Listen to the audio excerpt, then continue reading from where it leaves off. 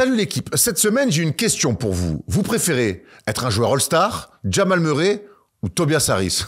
Non, je délire. Personne évidemment ne veut être Tobias Harris. Mais du coup, plutôt joueur All-Star ou Jamal Murray? On le répète assez chaque année, les playoffs sont le juge ultime en NBA pour savoir qui est qui. Et depuis la bulle, en 2021, Jamal Murray est clairement un joueur all-time de playoffs.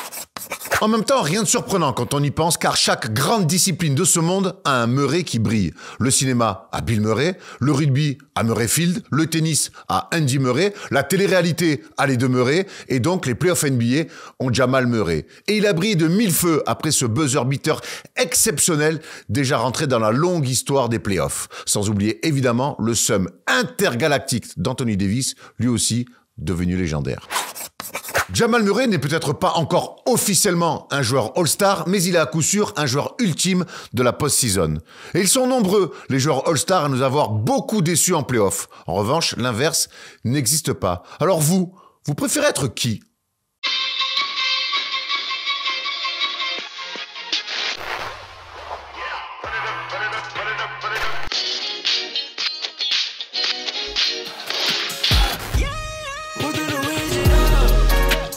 Salut l'équipe, on est jeudi et le jeudi c'est le first des shows, il fait moins 15 dehors en ce moment, on se gèle mais on se réchauffe en regardant les playoffs et en plus j'ai un meilleur duo cette semaine que Jamal Murray et Nikola Jokic dans le canapé, c'est Steph Brun et Thomas Dufan. Comment ça va les frères? Bel hommage, ça commence fort. Belle énergie, Erwan. Hein. Belle énergie. Bien réveillé. C'est les playoffs mon gars. Il a bien dormi aussi. Et puis j'ai très bien dormi et puis quand tu te réveilles qu'il fait 2 degrés, en général paraît-il le petit comme ça, t'es bien réveillé. Ça mon Steph? Salut les gars!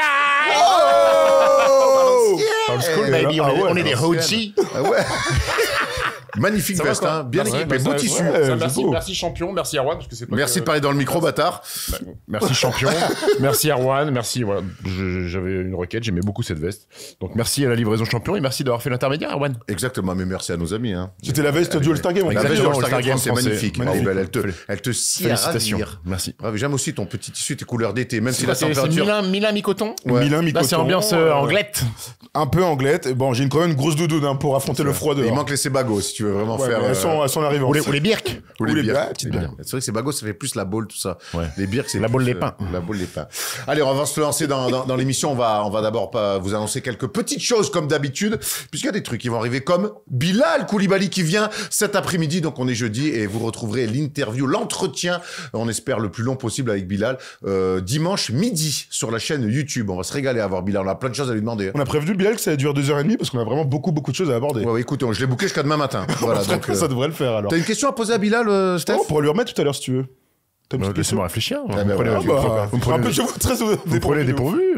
Oh, tu ben, vas c'est trouver ton un métier, truc. non? Un peu de créativité. Le dépourvu. Toi qui Oui. as fait de Jamel Comedy Club. Les podcasts, vous le savez, ça marche toujours aussi bien. On est ravis de pouvoir vous offrir ça sur toutes les plateformes disponibles. Je vais pas toutes vous les faire, mais voilà, vous pouvez retrouver nos émissions en podcast. Et puisqu'on parle de podcast, Thomas, on va faire quelque chose d'un peu spécial qui sort de l'ordinaire. Tout à fait. D'ailleurs, Stephen va pouvoir l'apprendre aujourd'hui. Tu seras convié si tu es disponible. Le 5 juin à l'Apollo Théâtre, on va enregistrer un podcast en public. Donc vous pourrez venir participer pendant 1 heure avec nous. Ce sera sûrement autour des Jeux Olympiques, à 1 mois des JO, donc 1 mois et demi des JO. Donc il y a la billetterie qui est ouverte, vous pouvez y accéder et nous rejoindre pour vivre cette belle aventure ensemble. Qu'est-ce qu'il y a Apollo Theater à Harlem. À Paris.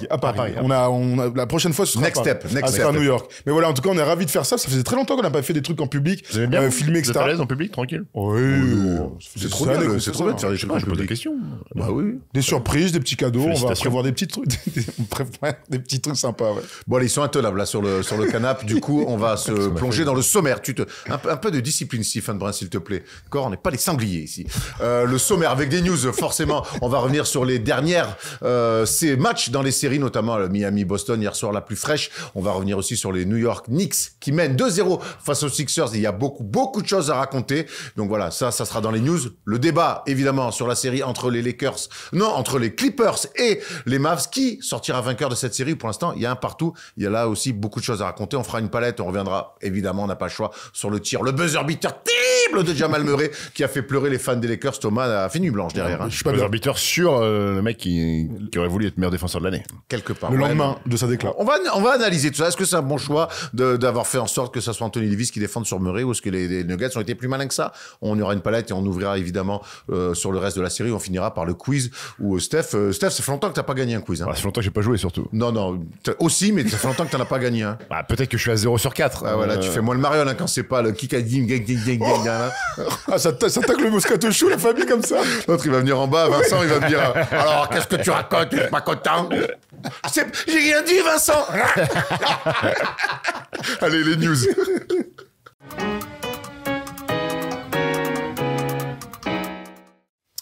Allez, on attaque avec la série entre les Celtics et le Heat, le 1 contre le premier contre le 8e. Et Thomas, le Heat a encore réalisé un gros coup. Victoire sur le parquet du TD Garden, 111-101. Il y a un match extraordinaire de la part du Heat avec notamment 24 points, 14 passes décisives de la part de Tyler Herro et surtout cette stat fantastique de 23 paniers inscrits. C'est le record de franchise en playoff. Ouais, extraordinaire match du Miami Heat. On connaît bien sûr la culture du Heat. On connaît leur capacité à switcher, à appuyer sur le fameux bouton playoff. On les annonçait morts, aller en 5 au maximum. Peut-être un exploit à Miami sur le match 3 ou 4. Boston à survoler la saison régulière. Ouais, mais il y a les playoffs, c'est un autre game, et surtout lorsque tu joues contre Miami. Et cette équipe l'a une nouvelle fois prouvé lors du match d'hier. Ils ont été exceptionnels d'adresse, disons-le. Mais d'abord, t'as bien parlé d'attitude, l'attitude qu'a montré cette équipe hier soir, la force de caractère. Et on peut aussi parler tactique avec Spoelstra, mais c'est d'abord sur le body language qu'ils nous ont régalé, tous ceux qui sont un petit peu hors de cette série. Donc énorme match. Et puis voilà, le constat, c'est qu'ils récupèrent l'avantage du terrain avec cette victoire. Écoute, cette victoire elle est belle, mais pour moi elle est presque insignifiante pour Miami, tellement elle est anormale en fait en termes d'adresse. C'est hors norme de mettre 23 tirs à 3 points sur un match de playoff, même si on sait que c'est une équipe qui a une énorme qualité d'adresse. Les Celtics prennent que 111 points. Quand tu prends 23 tirs à 3 points dans la gueule, tu peux t'attendre à un festival offensif. C'est bien, j'ai presque envie de te dire qu'ils ont sauvé l'honneur, parce que je suis pas sûr que ça suffit. Je suis pas sûr qu'ils soient capables de produire ce type d'adresse sur 4 matchs. Sur le match 1, ils s'étaient peut-être refusé à prendre autant de tirs à 3 points en essayant d'aller percuter, parce qu'ils ont aussi sa qualité de drive et de percussion, et ça n'a pas fonctionné. Là, ils ont tenté leur chance, ils ont mis dedans. Maintenant, il y a trop de différences de niveau pour moi entre tant qu'il n'y aura pas de Jimmy Butler, cette équipe pour moi ne pourra pas me dire ils peuvent faire quelque chose contre les Celtics. Alors peut-être qu'ils vont me faire mentir parce qu'il y a l'âme de Heat. Et parce qu'ils savent faire ça, tout ça. Ouais, mais j'ai l'impression que ce match il est surréaliste en fait. Il est surréaliste. Il l'est, t'as raison. Il l'est. Par contre, moi, ce que j'aime beaucoup avec le Heat, avant qu'on aille sur les Celtics, c'est ils se sont dit ok, notre philosophie, ça va être d'envoyer à 3 points. Voilà, on n'a pas d'autres armes, il faut qu'on rende ce match fou, et c'est ce qu'ils ont fait. Et ça commence avec Nikola Jovic, qui envoie 2 énormes bombinettes à 3 points, qui lance un petit peu le match. Et puis derrière, ils sont dans cette volonté, dans cette philosophie jusqu'au boutiste de dire, on relance et on tire à 3 points. Alors cette philosophie, quand ça tombe dedans, forcément tu peux la continuer. Si c'était pas tombé dedans, certes. Maintenant, il n'empêche qu'encore une fois, tactiquement, ils se sont dit, on va faire ça. Ils ont tenu, et finalement, ils vont s'imposer en play-off sur le parquet de la meilleure équipe de la ligue. Ouais, de toute façon, je pense qu'on est tous plutôt d'accord pour dire que, à la fois, personne ne pense que Miami va passer Boston. Bon, tu vois, je pense qu'on est d'accord ensemble. Mais d'un autre côté, on est tellement surpris par le fait qu'ils aient réussi à faire l'exploit de gagner un des 2 premiers matchs et donc semer un minimum de doute dans la tête de Boston, que en fait, t'as raison, c'est un exploit. Ils vont pas mettre 23 3 points à tous les matchs, etc. Je pense qu'on est tous plutôt raccord là-dessus. Mais je me dis, mais quelle force de caractère. Comment c'est possible qu'ils aient gagné ce match, en fait, tu vois? Tu vois, comment ils ont réussi? Comme par hasard, ça tombe sur eux qu'ils fassent un match légendaire. T'as raison de parler de l'aspect psychologique, parce qu'on sait ce qui s'est passé la saison dernière, et que tu sais, t'es pas à l'abri que Boston puisse être impacté avec le fantôme du 8 en disant putain, ils sont encore venus nous casser les bonbons, alors que normalement on doit leur marcher dessus, que Jimmy Butler est pas là, Terry Rozier est pas là, comment il s'appelle, le poste 3 là, de grande taille qui est pas là non plus, Josh Richardson qui est pas là, et tu sais pas ce qui peut se passer dans une équipe qui a déjà été traumatisée l'année dernière face au même adversaire. Maintenant, c'est un authentique exploit, t'as raison, ça c'est vrai. Pour moi, c'est un authentique exploit. Après, j'ose espérer que Mazzulla va aussi s'adapter défensivement en arrêtant de les laisser courir et de prendre des tirs en première intention et de les stopper et d'aller presser la balle un peu plus haut justement pour les forcer à pas avoir ce rythme-là et pas avoir cette course-là et de jouer sur du demi-terrain. Maintenant, j'attends de voir aussi parce que Jason Tatum a pas fait un énorme match non plus hier. Jaylen Brown a plutôt été bon, mais c'est surtout le collectif du 8 qui a été bon. Martin a mis dedans. Tu l'as dit, Jovic a été bon. Ice Smith Ice Smith a été bon, Raquez a été bon, Tyler Hero, bon, il porte bien son nom de famille parce qu'il Duncan Robinson. We don't need another Duncan hero. Robinson. tout le monde a été au diapason, et même Jimmy B qui était en réhab je sais pas où, dans un bar, regarder le match, il était content, mais En réhab dans un bar. enfin, en réhab, il est en réhab, et puis il regardait le match dans un bar. Après tu peux mettre une petite machine quand même. Il est en rien pour son genou, donc Voilà. mais j'attends de voir la suite quand même. Moi, justement, j'ai envie qu'on parle un petit peu de Boston pour le coup, parce que, alors, je te dis, quand une équipe te massacre, te bombarde à 3 points, on l'a tous vécu, ça arrive, bon ben, c'est jamais simple à contenir. Maintenant, il y a les attitudes qui vont avec. Moi, l'attitude de Boston, hier, elle me gêne, elle me pose un problème. La série, pour moi, je pense qu'ils vont passer. Je les ai mis en finale, je pense qu'ils iront en finale si Giannis ne revient pas notamment. Mais moi, hier, l'attitude me gêne. Cette équipe, et je veux avoir votre avis, joue comme si elle avait gagné 3 titres sur les 5 dernières années, ce qui n'est absolument pas le cas. Donc moi j'ai des... On a fait le même débat exactement la dernière fois que j'étais là. Mais donc en fait c'est que quelque part il y a quelque chose dans cette équipe-là qui est curieux. Hier quand Martin ils mettent dedans comme des cochons, rajoute un pas défensivement. Combien de fois, et Steph toi qui es un shooter quand t'as pris des coups de chaud, quand t'attrapes, que y a le défenseur, que t'attends de te cadrer et que t'attends d'armer sur sa coigne, ben, 1 fois, 2 fois, 3 fois, 4 fois, pas 23. Alors certes, il y a des tirs d'un autre monde. À un moment donné, rajoute, tu as le droit de rajouter un pas en plus, parce qu'un mec est dans ton cylindre, c'est beaucoup plus dur de tirer. Et hier, je trouve que mine de rien, à leur niveau, ils ont des tirs qu'ils peuvent mettre. Oui. Alors, il y a pas 23 tirs dans un fauteuil. Il y a des tirs compliqués. Mais c'est vrai que la confiance, elle a été engendrée par certains tirs ouverts que Boston a permis. Mais peut-être que Boston est dans cette mentalité déjà de se dire, bon, ils sont un peu chauds, ça va pas durer 48 minutes. Tu sais, on a tous connu ça. C'est une mentalité de mecs qui veulent gagner des titres, ça. La première mi-temps, ça va s'arrêter. Finalement, c'est pas arrêté. Et de 2, il y a cette confiance que tu as acquise sur 82 matchs en disant que c'est pas grave, on va les taper, on va scorer de l'autre côté, à un moment donné, on va faire la différence et on va faire la bascule offensive, parce que nous aussi, on est une équipe offensive, une équipe qui met ton dedans. Bon, pas trop hier, parce qu'ils font 12 sur 32, je crois, à 3 points. Mais ils ont cette confiance qu'ils ont acquise sur 82 matchs en disant, on est meilleur qu'eux. Au bout d'un moment, ça va passer, ils vont s'arrêter. Moi, je suis d'accord avec vous. Le seul truc de cette défaite, elle vient concrétiser les énormes doutes que tout le monde a sur cette équipe. On n'arrête pas de dire, est-ce que les Celtics vont choke? Leur seul objectif, c'est d'aller en finale et de gagner la NBA, sans aucun doute. Moi, je viens de faire une comparaison avec les Denver Nuggets. Les Nuggets, ils affrontent les Lakers, on en parlait tout à l'heure, qui font un énorme match. Ils sont à -20. Ils font le run qui leur permet à un moment donné de revenir dans un money time et gagner. Hier, les Celtics, ils font un run qui doit leur permettre de revenir dans le match, d'affronter cette équipe dans un money time et de gagner. La différence entre ces deux équipes aujourd'hui, bah, c'est la maturité. Tu parles d'attitude, machin. Il y a 1-8, ils sont largement au-dessus. Bah oui, tu joues comme une équipe qui est au-dessus. Ça fait partie du jeu. T'as domicile, c'est ta forteresse, etc. T'as les mecs qui passent à côté. Hein. C'est éliminable. Hier, ils font le run pour revenir et normalement, ça te permet toujours de gagner quand t'es largement au-dessus. Sauf que t'es face à une équipe qui est un peu différente et une autre qui est pas souveraine, qui a des doutes, tu vois. Moi, t'as raison. Jouer Miami en playoff en plus, c'est encore très compliqué. On sait que c'est peut-être le pire match-up avec cette fameuse ADN et qui n'est pas un mythe, hein. Il l'a encore prouvé hier. Il n'empêche qu'on va pas tout mettre non plus sur l'ADN du 8 hier soir. Attends, moi, je trouve que les attitudes... Moi, j'entends les attitudes. Les mecs. Moi, je vois quand Jason Tatum, au match 1, qui dit à Raquez, mais qu'est-ce que tu vas faire? Tu vas pleurer. Gros, ils font les caïds. Ils jouent comme des mecs qui ont gagné des titres. Et jusqu'à preuve du contraire, ils n'ont encore rien gagné. On leur souhaite. Le jour où ils auront gagné, le statut va changer. On l'a vu avec Denver. Mais je vois des attitudes qui peuvent me dire...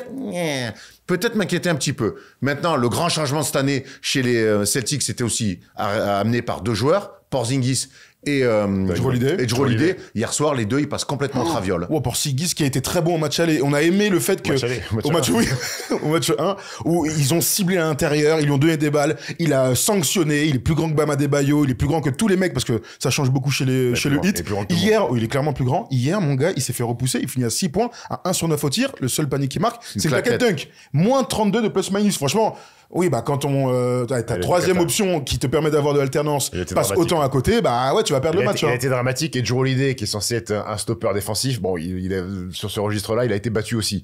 Voilà. Après, j'ai pas envie de remettre en cause sur ce match-là le niveau et les compétences de ces deux garçons-là, parce que je suis persuadé que c'est un match sans. J'ai envie d'espérer que ça. J'ai envie de croire que c'est un match sans. Moi, je reste persuadé que c'est un match sans. Oui. Après, là, les playoffs, alors, ne commencez pas à nous envoyer la culture de l'instant. Frérot, les playoffs, c'est la culture de l'instant. Chaque match a sa vérité. Là, on est en train de parler du match 2. Il y a que la vérité qui compte. Bon. Et pour le coup, sur ce match-là, parce que le match de Porzingis, parce que il est plus que maladroit pour moi. Il s'échappe.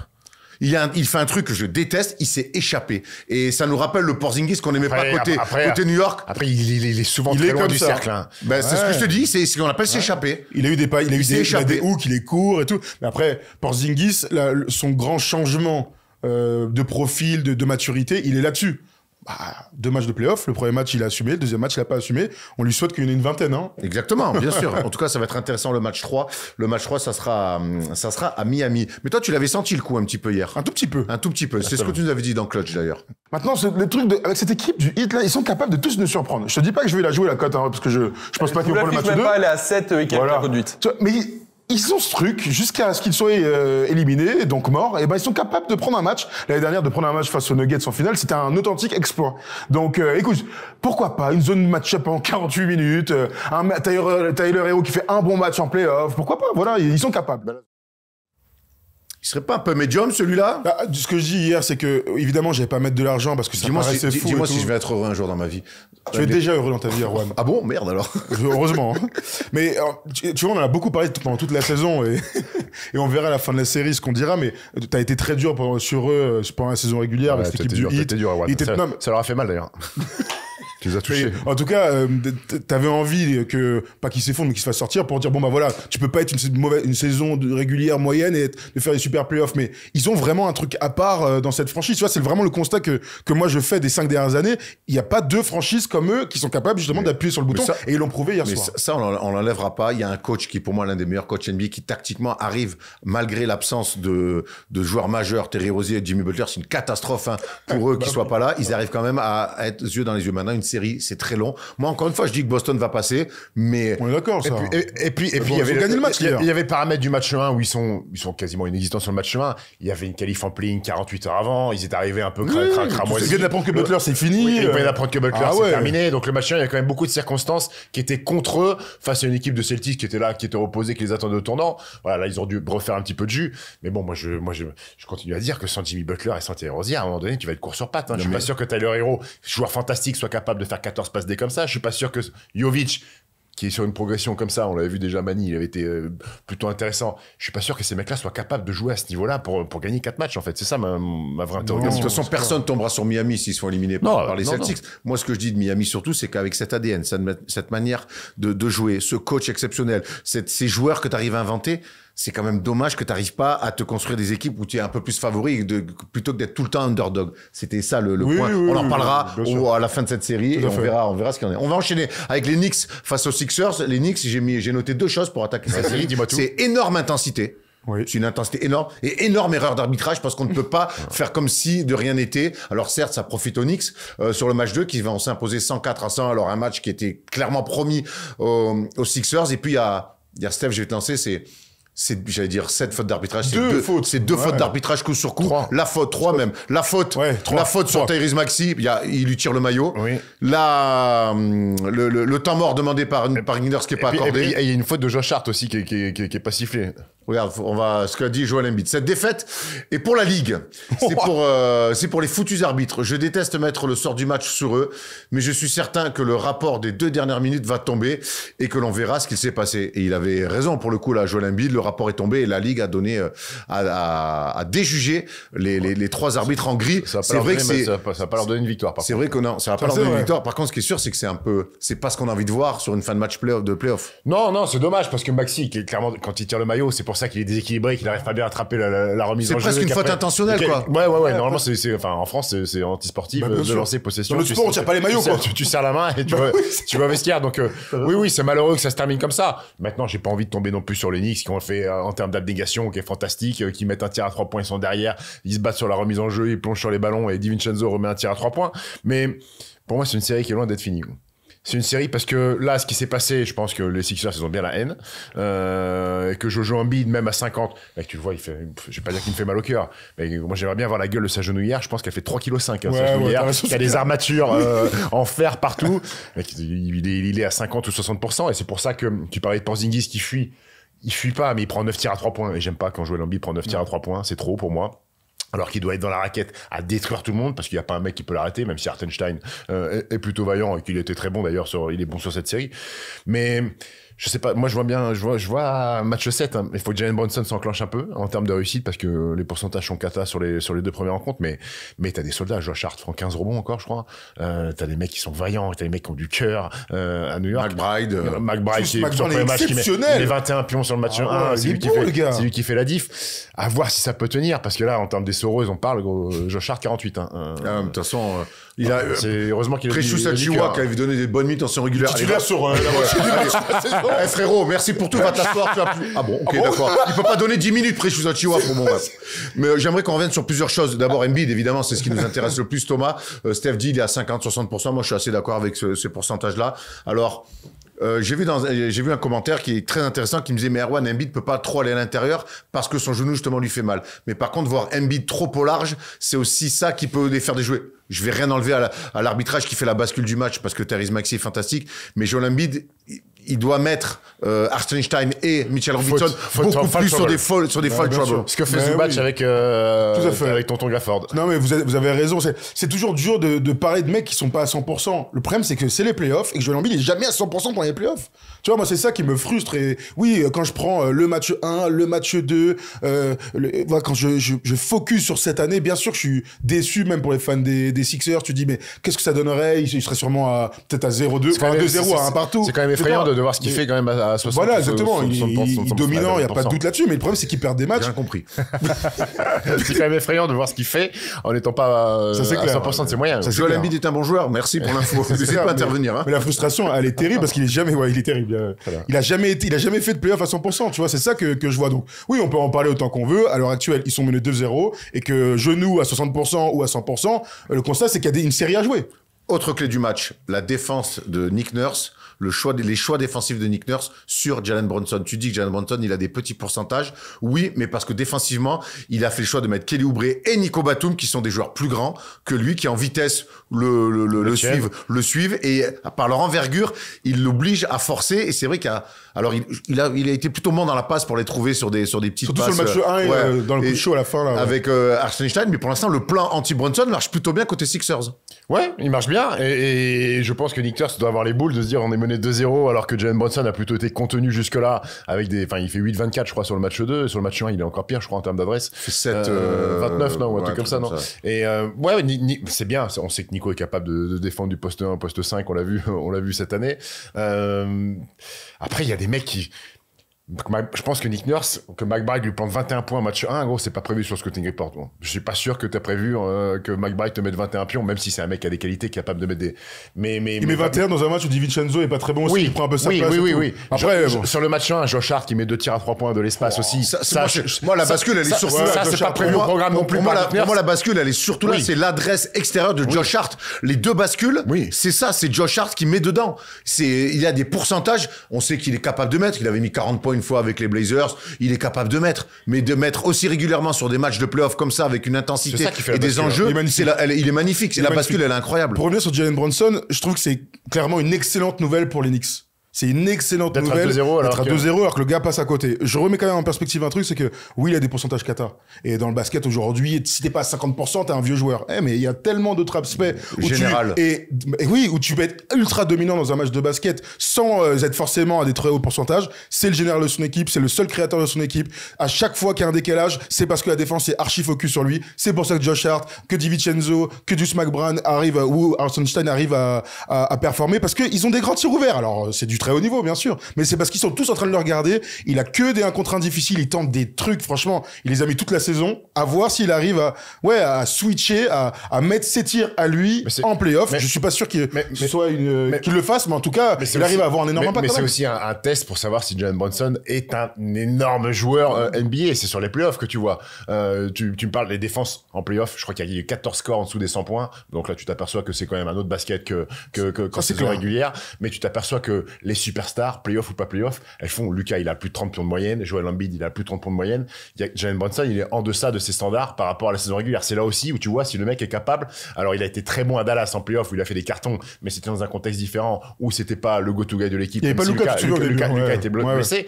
Moi, j'ai envie de voir Jalen Brunson, même si je suis d'accord avec toi, il centralise beaucoup de choses et ça permet aux autres d'être À un moment donné, tonton, vous avez tous les deux raison, il faut prendre de tout. C'est que moi, j'aime l'attitude où il reste général. C'est le patron, on va mettre la balle là, venez trapper, je vais vous mettre là, vous allez briller, vous. Ça, parfait, mais on est en NBA et qu'à un moment donné, si les Knicks veulent aller un peu plus loin et qu'ils veulent rêver de finale de conférence, il va falloir que Jalen Brunson se rapproche de ses standards de saison régulière. Vous avez une crainte sur le fait qu'il se réveille? Moi, j'ai peu de crainte. J'ai du mal à croire qu'il soit... Le mot réveillé, le mot réveillé, pour moi, ça serait vraiment genre, il est pas qu'il fasse un match à 40 comme il a l'habitude de faire. Non, moi, j'ai pas de crainte. Je pense que c'est vraiment... C'est pas là-dessus que ça va jouer, j'ai l'impression. C'est un pur scoreur de fou et que forcément, à un moment donné, ça va retomber dedans. Mais la vraie différence, tu l'as dit, c'est le supporting cast des superstars, en fait. C'est que New York, on a cité les noms, aux Sixers. Tobias Harris, Kelly Oubre, qui est normalement un meilleur joueur que ça offensivement, Kelly Oubre.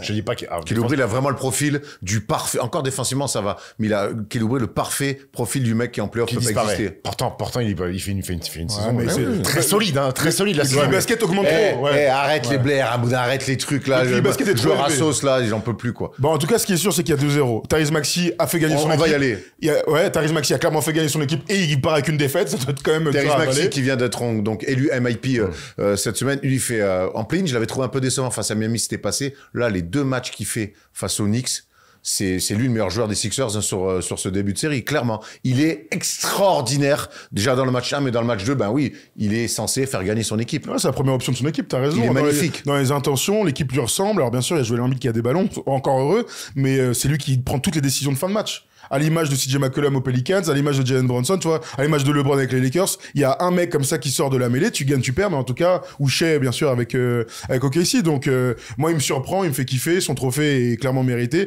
Il est en train de devenir une star, ce mec-là. Et c'est aussi en playoff qu'on voit qui est qui. Donc, pour l'instant, sur 2 matchs.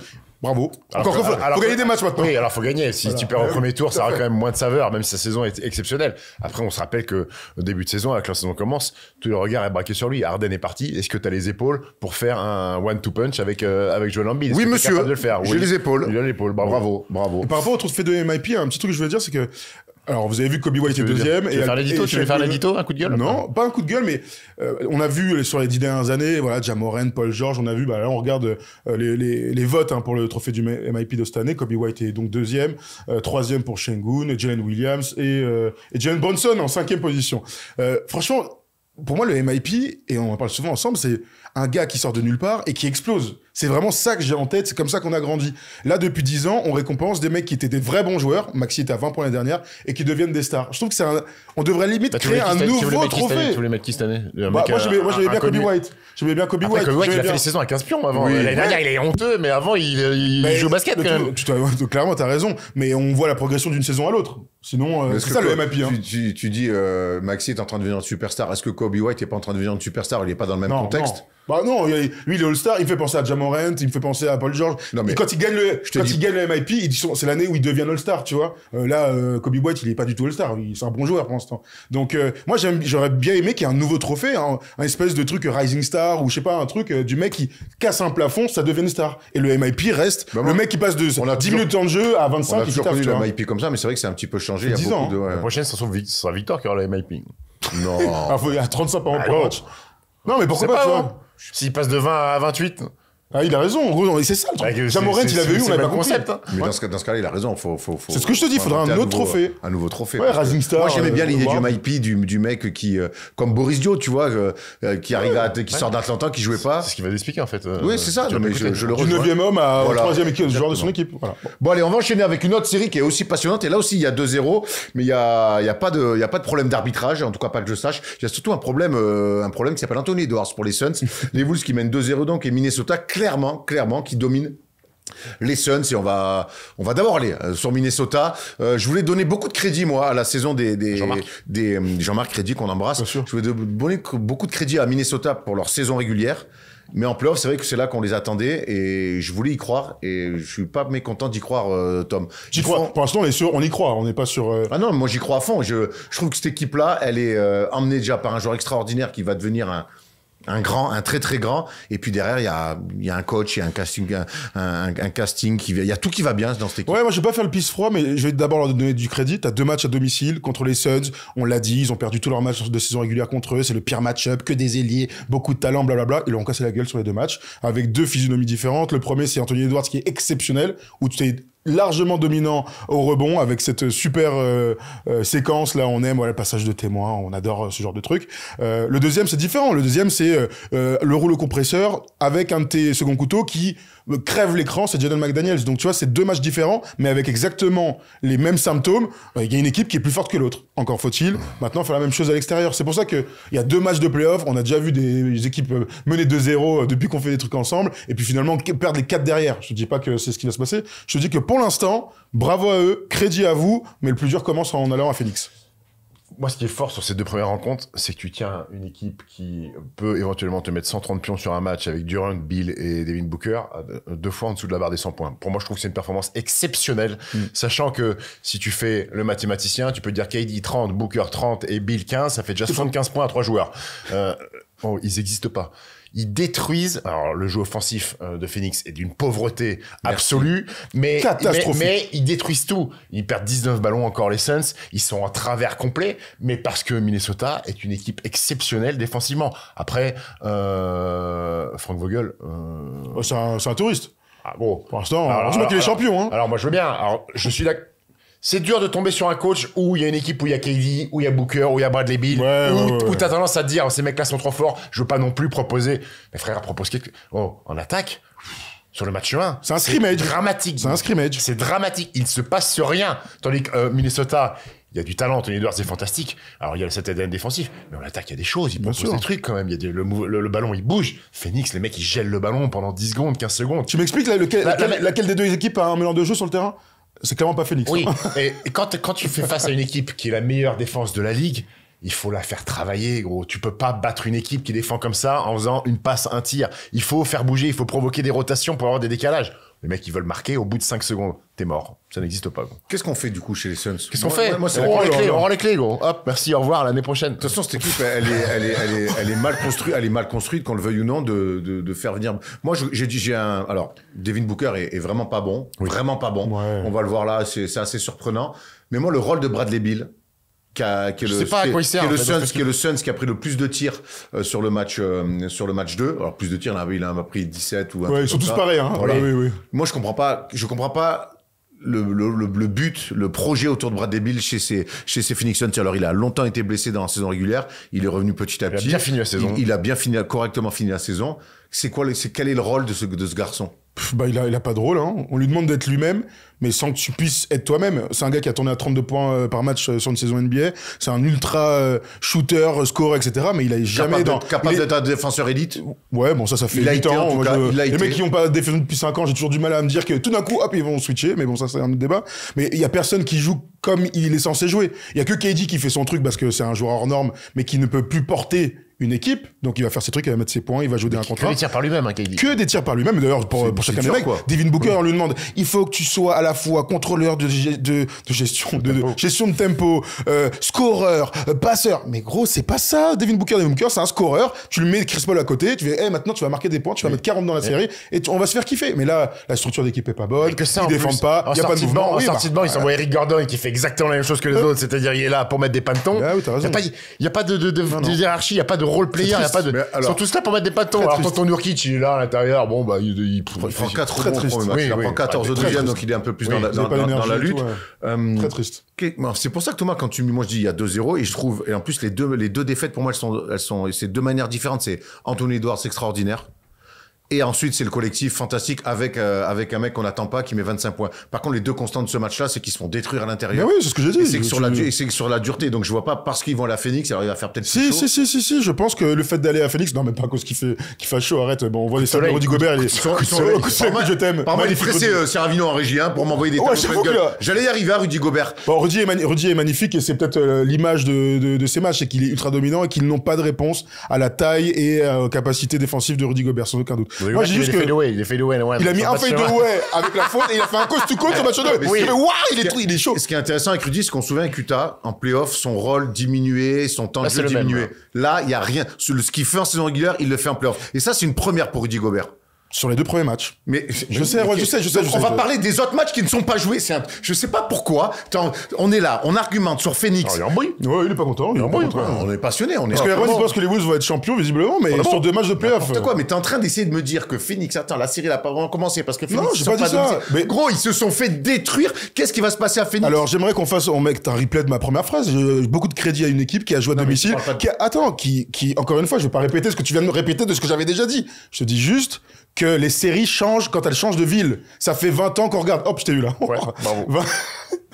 Joli. La meneur du jeu, hop. Ça fait 20 ans qu'on voit ça. Quand tu changes de ville, tu changes d'énergie. Tu vas à l'extérieur, c'est pas le même basket. Je pense que Phoenix a le droit de bien mieux jouer au basket. Ils sont capables de faire de bien meilleurs matchs. Si vous me dites que c'est... Ils sont pas capables de mieux jouer au basket, mais ils sont capables de faire des mecs qui mettent 40 points. Voilà, Booker et Durant et Bill sont capables de mettre plus de points. Les seuls sont capables de faire des bien meilleurs joueurs, des bien meilleurs matchs de basket, quelle que soit la manière. Ils ont le droit d'être meilleurs défensivement. Ils ont le droit d'être... D'accord. Ils ont le droit d'être meilleurs.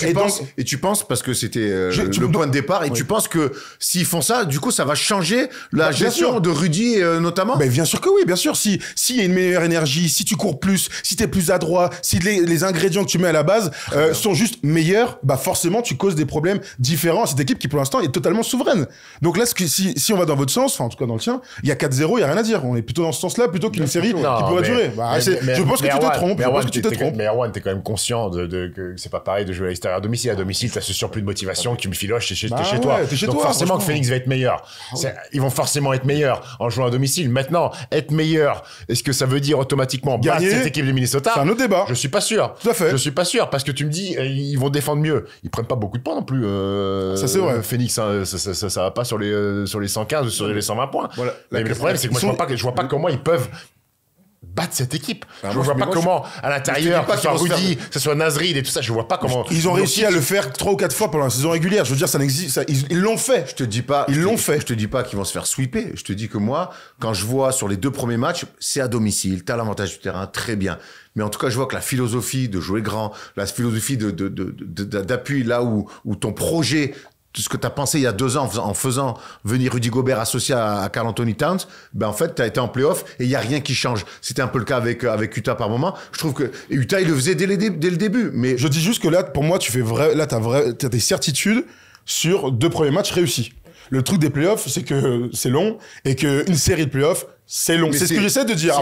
Après, si pour toi, là, après 2 magnifiques matchs, tu les vois très très beaux, il y a pas de souci avec ça. Leur truc, c'est que autant à Utah, c'était pas la philosophie de jouer grand. Ils avaient Rudy, mais c'était pas une philosophie. Moi, je parle pas d'Utah, je parle de Minnesota. Là, le Minnesota, leur philosophie, c'est aussi de jouer grand.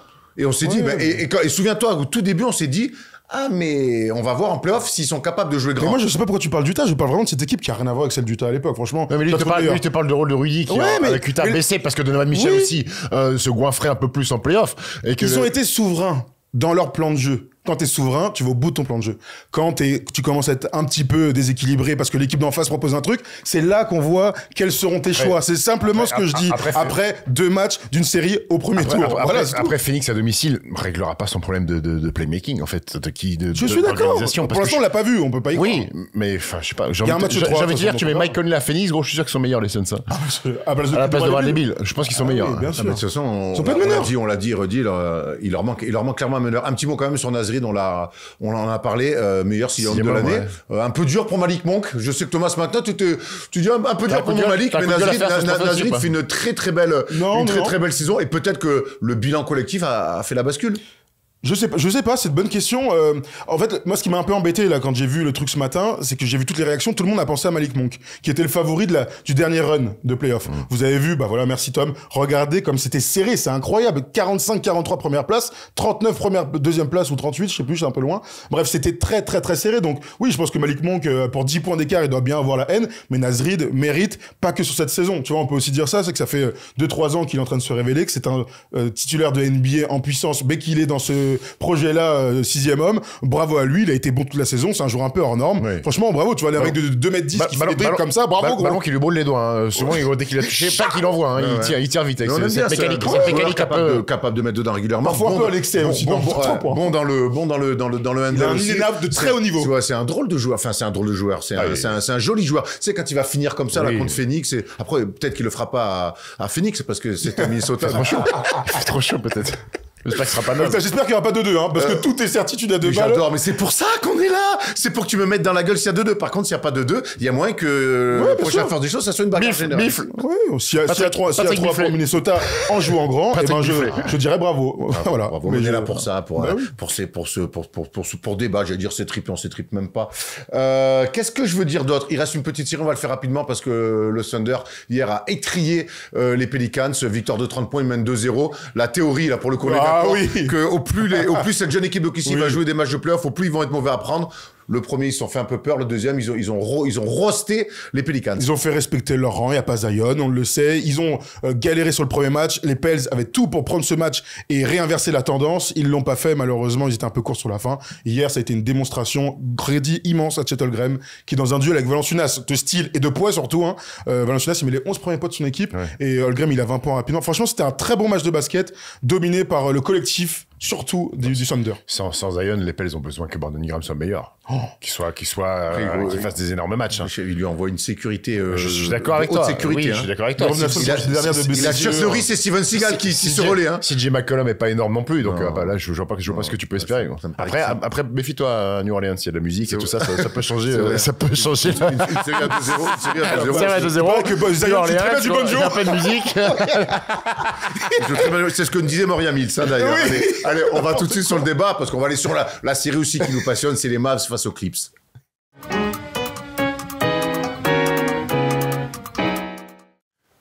Et oui, déjà 40 minutes d'émission, c'est ce qu'on nous dit, mais c'est les playoffs, on est là, on débat, on a des choses à dire, on a plein de choses à dire aussi sur les Mavs et les Clippers, un partout. On a vu un match 1 largement dominé par les Clippers, privé de Kawhi. On a vu un match 2 à l'ancienne, avec un match où deux équipes sont sous les 100 points. On a vu un match défensivement assez bluffant. On a vu un Luka plier le game aussi. Et on a surtout vu les Mavs revenir à un partout. La série maintenant va aller à Dallas. Thomas, c'est une série pour l'instant qui tient un peu toutes ses promesses. Ouais, absolument. Le fait que Dallas gagne ce match 2 et donc que ça promette tout de suite une série longue, c'était la série la plus serrée, 4-5 bien sûr. C'était la série aussi où il y avait c'était le plus difficile de faire un prono. On était tous plutôt Mavs ici. Ouais. Oui. J'ai pas eu de mal à faire un prono, je te le dis tout de suite. Moi aussi j'ai dit 6 Mavs. En tout cas, le match 2 va dans ce sens-là. Mais surtout, on voit beaucoup de basket. Il y a beaucoup de talent sur le terrain et c'est d'autant plus étonnant de voir autant de MVP, futurs MVP anciens, All-Star machin, et de voir deux matchs à moins de 100 points. Parce que c'est âpre et parce que le niveau des deux équipes est très très similaire. Donc oui, il y a eu un gros match à l'extérieur qui était une réaction à l'orgueil d'une non-performance sur le match 1 de la part de Dallas. Donc c'est difficile de voir dans quelle direction va aller le match 3. Ça a été les montagnes russes un petit peu pour toi, Steph, ces deux premiers matchs, un match 1 minable, vraiment, ou dans l'attitude, ils n'y ont pas été. Je pas fait que ce soit l'inverse, parce que le match 1 était un horaire décent. 21h30, le samedi. et le match 2, un vrai match de réaction, mais pas que. Est-ce que tu as été bluffé aussi défensivement parce qu'on fait Dallas sur le match 2? Oui, mais moi je suis persuadé que j'ai vu énormément de matchs de Dallas. Dallas c'est pas bon. Sur le match 2, ils gagnent, ils font pas un match exceptionnel. Pourcentage au lancer franc catastrophique, je crois ils font 16-27 au lancer franc. C'est une équipe qui est pas au max. Alors vous allez me dire les défenses peut-être sont montées d'un cran. Oui. Ils peuvent faire mieux. Au lancer franc, les défenses. Oui, il y a pas de défense. Non, mais je te parle plus globalement. Cette équipe de Dallas, elle est capable de faire mieux. Donc j'ai envie de me dire que ça me rassure un petit peu de ce que j'ai vu sur ce match 2. Après, ils ont tellement été dramatiques sur le match 1. Par rapport, la différence match 1, match 2, c'est l'implication de Luka sur le début de match. Sur le match 1, il prend 2 tirs tout de suite. Tu sens qu'il est pas dedans. Il est pas bien appliqué. Les passes arrivent pas au bon timing. Dans le match 2, il est pas tout de suite dans le scoring sur le premier quart, mais il y a l'implication des passes Lively arrive vite pour Dennis Gafford. Il sert Derek Lively, il implique tout le monde. Après, il y a une stat où Luka dit qu'il a défendu c'était exceptionnel. C'est pas ce que j'ai vu, moi. Je m'en cague un peu de cette stat. Pour moi, elle veut rien dire. C'est plus un concours de circonstances où les mecs ont pas. Par contre, dans l'attitude, dans l'envie, dans la grinta, Lucas m'a régalé sur le match. Bien voilà la stat qui veut, selon toi, pas dire grand chose. Bon, ça reste quand même un bon 0 pointé, mais oui, on est. Parce que comme on critique souvent la défense de Lucas, on l'a vu sortir tous sur les réseaux, cette stat, elle est intéressante. Il y a un truc intéressant sur ces deux matchs. Il y a une tendance, c'est que Lively joue beaucoup plus que Gafford. À cause de quoi? Gafford, il fait que des fautes. Il rentre, il a 2 fautes au bout d'une minute 30. C'est lui qui est censé avoir un petit peu plus d'expérience. Bon, dans playoff, ils sont cutis tous les deux, mais. Après, Gafford et même PJ Washington sont deux mecs qui étaient dans les bas-fonds de la NBA, avec Washington et avec Charlotte. C'est aussi une dimension différente pour eux de jouer des matchs de playoff avec des responsabilités de ouf. Ty Lue, il a bien compris que Dennis Gafford, c'est un peu, je vais pas dire Daniel, pourquoi tu dis Dennis? Pourquoi j'ai Dennis Gafford? Daniel Gafford, c'est un peu pas le joueur clé, mais c'est le mec qui va poser les pics à Lucas, qui va libérer pour les high-low, pour les alley-oops, sur la dissuasion. Gros, Zubac, prise de position pour match 1, on gave Zubac de ballon, faute, terminé. Match 2, pareil. Sauf que là, Derek Lively a été bon. Là aussi, c'est bien que tu parles de... aussi, c'est un gamin. J'aime bien le fait que tu parles des post-up parce que de manière générale, on n'arrête pas de dire que dans ces playoffs, le basket a changé, l'arbitrage, les défenses. Il y a un autre truc qui a changé, c'est qu'on revoit des 1 contre 1 post-bas. Oui. Et Zubac. Et des flashs de pique comme ça, servis. Et tu vois, des trucs du basket qu'on connaît, alors que dans la saison régulière, ça tire, ça court et machin, c'est le cirque. Qu'est-ce que ça me fait kiffer de voir des 1 contre 1 jouer, des hooks, des trucs. On a vu Jokic, on a vu Valanciunas. Là, t'as raison, Zubac. Il a énormément d'expérience par rapport aux autres, ça se voit. Il est plus grand aussi, ça se voit. Ils auront peut-être ça en plus, continuer à jouer sur cet aspect-là pour aller chercher cette série. Avant qu'on aille sur les Clippers, un petit mot sur Kyrie Irving qui fait un bon match 1, qui est un peu plus discret sur le match 2, mais qui fait le taf, mais qui a mis surtout une énorme soufflante à un temps mort lors du match 1. Là aussi, l'expérience de Kyrie, c'est ça, c'est de peut-être secouer le cocotier quand il faut. Oui, le leadership, lui, il connaît ce genre de rencontre, il connaît les playoffs, il a été champion NBA, il a une bagouze. Moi, j'aime bien ce que je vois de Kyrie. Alors, sur le match 2, sur la première mi-temps, il fait une très petite première mi-temps. Hein. Le premier carton, je crois, il est à 0 points premier quart, il met pas un panier, mais il va pas croquer, en fait. Il attend aussi un peu que le jeu vienne à lui, que la défense le laisse un petit peu plus libre, mais dans l'attitude, il est irréprochable. Et puis, ce qu'on voit, il y a une vraie connexion. Rappelez-vous, quand Kyrie débarque à Dallas, on se pose des questions sur l'entente entre Doncic, Kyrie Irving, est-ce que ça va le faire? Kyrie, il va pas prolonger, c'est sûr qu'il va se barrer, parce que fin de saison en autre boudin, ça va même pas au play-in. Finalement, il reste, mais avec les deux, ils se kiffent. Ouais, t'as raison. Les deux, ils se kiffent, vraiment. Et ils sont dans un truc vous parlez d'attitude, mais ça se ressent dans sa défense, ça se ressent dans ses efforts. Voilà, on en parle souvent de suivre dans les écrans. Je vois Kyrie défendre et tout, comme si on était loin dans les rester avec le porteur de balle et tout ça. Il fait des trucs et je rajouterais à ça la sobriété dans son jeu. T'as raison, il laisse le jeu venir à lui. Je pense qu'à un moment donné, quand même, ils vont avoir besoin qu'ils mettent 17 points d'affilée pour faire la décision. Il est là pour ça aussi. Mais pour l'instant, c'est un Kyrie dans le collectif. Et depuis qu'il est parti des Cavs, on l'a pas beaucoup vu, ça. Et sur ce match 2, puisqu'après on va aller sur les Clippers, l'apport aussi des restes de joueurs des Mavs, Maxi Kleber met un 3 points exceptionnel énorme. À la fin, parce que là aussi Lucas centralise toutes les défenses, mais Lucas, il a cette qualité de passe, il s'en fout sur Maxi Kleber, il sait que le Bosch il est capable de mettre dedans, donc il lui donne. PJ Washington PJ Washington, qui sur le match 1 a été transparent, lui aussi prend la mesure des playoffs, il a été très bon. Il leur fait très très mal au match 2. Et match 2, 3 points, et même défensivement, c'est un mec qui s'oppose à Kawhi Leonard, physiquement, sur le gabarit, sur la taille, c'est un mec qui s'oppose à Kawhi Leonard. Mais Lucas, c'est... Même sa dernière fléchette, là, le dagger, mec, elle est bien. Pas de courbe, hein. Non, direct, je sais ce qu'il a fait sur la tête. Comme c'est lancé un peu, tu vois. On va ouvrir sur les Clippers avec cette dernière action, justement, de Luka. Moi, je reste persuadé que les choix défensifs sur Luka doivent être, c'est quasiment, alors c'est. Ils étaient bons en match 1, les choix défensifs sur Luka. C'est peut-être impossible, oui, mais faut pas que ça dure un match.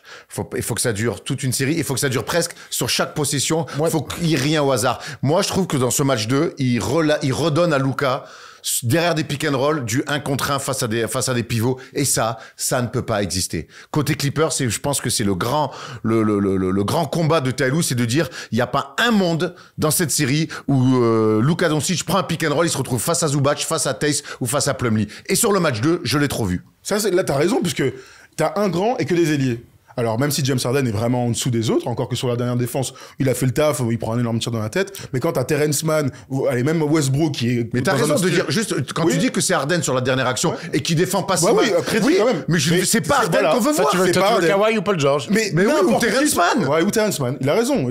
Ils en ont des gons, hein. Ouais, c'est clair. Oui, ils en ont, oui. De tout changer de machin, il est trop intelligent, il est trop fort et tout, même s'il le fait beaucoup moins qu'il y a quelques années, Tyronn Lue. Et t'as raison, toutes les défenses doivent être défendues par l'un des trois. Ils ont 3 mecs, hein. Il y a que 2 gars à cacher, donc, et quand je dis cacher, Luka, il prend pas des pics pour après accélérer. J'ai même envie de te dire là, il attend que ça change. J'ai même envie de te dire qu'à l'énergie, ce qui est un défenseur un peu spécial, tu peux, même Westbrook. Mais oui. Mais il va être agressif, machin, voilà. Mais il a ça en tout cas en lui, mais tu dois protéger tes gars. Et là, ils l'ont pas protégé, et ils prennent le tir, et ils perdent. Donc, ouais, je te rejoins complètement là-dedans. Il faut qu'ils arrivent à être intelligents. Quand Luka prend les pics très très haut, tu changes pas, tu sticks, tu machin, tu reviens, t'es intelligent, t'es aidé. Et puis voilà. Après, c'est évidemment dur à faire. S'il y a bien un coach, qu'il y a bien un coach et une équipe qui savent que Luka, il te détruit sur les switches de pick and roll, c'est bien les Clippers. Mais il y a aussi, sur le match 1, tous les coéquipiers de Luka étaient catastrophiques. Donc ça a permis aussi de voir que ça fonctionnait la défense sur Luka Doncic. Le problème, c'est que quand t'as les mecs, les gonzes à côté qui filochent, les PJ Washington, les Maxi Kleber, à un moment donné, t'es obligé aussi de changer un petit peu ton truc. Si tu dis, les mecs sont dans un bon jour, il faut que je tente autre chose. Après, vous résumez ce match-là sur le dernier tiers de Luka Doncic. Non. Moi, parce que sur Plumlee, il l'a mis. Oui, non, mais je suis d'accord. Mais la défaite des Clippers, ça s'explique aussi par la pauvreté à 3 points. 8 sur 30 à 3 points. Attaque, les gars. Avec énormément de tirs ouverts. Oui. Ils mettent pas dedans. Il faut un match honteux offensivement. Ils perdent clairement en attaque. T'as raison. Ils perdent en attaque. Contre, je me suis mal exprimé. Je me remets pas sur le dagger. Je dis juste que pour moi, la clé, c'est limiter, si ça peut y arriver, Luka Doncic, et qu'en fait, ça doit être un programme d'ordinateur quasiment. C'est dur, toutes les possessions. C'est dur. Oui, je sais, mais c'est sûr, mais c'est de la NBA. Au bout d'un moment, tu en es pas N3. Donc je me dis que toutes les possessions sur Doncic, tu te dois de dire, il y a des situations que je ne veux pas, c'est Harden sur Doncic et c'est les postes 5 sur Doncic. Voilà. Et pour moi, sur ce match-là, ça arrivait trop souvent. Mais t'as raison, ils ne perdent pas que là-dessus. Moi, ce qui me surprend quelque part, c'est donc il y a la réaction d'orgueil des Mavs, mais c'est que Kawhi revient. Et que quelque part, cette belle hiérarchie que tu as sur le match 1, tout changé. Tu ne la retrouves pas, alors que ton meilleur joueur, sur le papier, revient dans la rotation. Déjà, ce que je trouve étrange, c'est que Kawhi revienne à 48 heures d'intervalle d'un match 1 où il a pas joué, il joue 35 minutes. Ça veut dire que sur 48 heures, ton genou est guéri pour jouer 35 minutes d'un coup. Déjà, je comprends pas déjà ce management qui est fait. Est-ce qu'ils se sont dit, on a gagné le premier match, il faut absolument gagner le deuxième, et on a fait le taf, donc Kawhi, on prend le risque de le faire jouer, ou alors, sur le match 1, c'est pas grave si on perd, on fait pas jouer Kawhi, je comprends pas, en fait, le management de Kawhi Leonard. Mais ça a tout chamboulé, en fait. Ça a tout chamboulé. Et puis, il a pas joué, ça fait un mois qu'il a pas joué Kawhi Leonard. Tu le revois 35 minutes, il est hors rythme, il a pas d'impact offensif sur l'équipe. Il a mis 15 pions, mais 15 pions pour Kawhi Leonard, c'est un lay-up pour moi en NBA, en fait. C'est insignifiant. Et il a bouleversé James Harden, qui était si fort sur le match 1. Bah, finalement, il s'est pas retrouvé parce que James Harden sur le match 1, c'est lui qui avait les ballons. Moins d'impact. Statistiquement, ça se voit moins, mais il a moins d'impact. Donc, bizarre cette gestion de Kawhi. Mais c'est bizarre parce que, bon, franchement, on est tous d'accord là-dessus et je comprends pas non plus son retour et tout, mais d'un autre côté, qu'est-ce que tu veux faire? Enfin, superstar, il veut jouer, il joue. C'est ton meilleur joueur, le mec. Oui. C'est ton meilleur joueur, il revient. Il peut jouer 35 apparemment. Bon, bah, on le découvre. Qu'est-ce qu'on aurait souhaité comme hiérarchie? Regarde, j'aime bien les stats.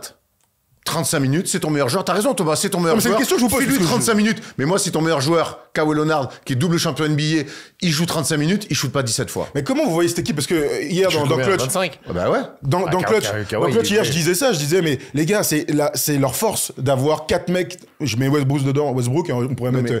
Ils ont 4 mecs de même niveau. Voilà, ça c'est leur force. Et là, hier, ils ont perdu sur le match parce que c'était leur faiblesse. Ils n'ont pas eu de hiérarchie. Il faut voilà, pour moi, tu peux avoir 4 mecs de très haut niveau et tu rajoutes Westbrook, t'as réussi si tu veux. Mais dans ces 4 mecs-là, quoi qu'il arrive, il faut quand même une hiérarchie. Ouais, il faut quand même une hiérarchie. C'est comme ça. Parce que dire, attendez les gars. On va voir au bon feeling, si le mec il se sent bien et c'est lui qui prend. Ça ne marche pas. Alors ça. du coup, je vous pose la question, c'est quoi? Tyronn Lue, il est là dans le vestiaire et il dit, toi t'es la première option, toi t'es la deuxième option. C'est ça qu'on souhaite là? Enfin, je sais pas comment ça se passe. Donc j'espère qu'à ce moment-là de la saison, ils en sont pas là. Hein.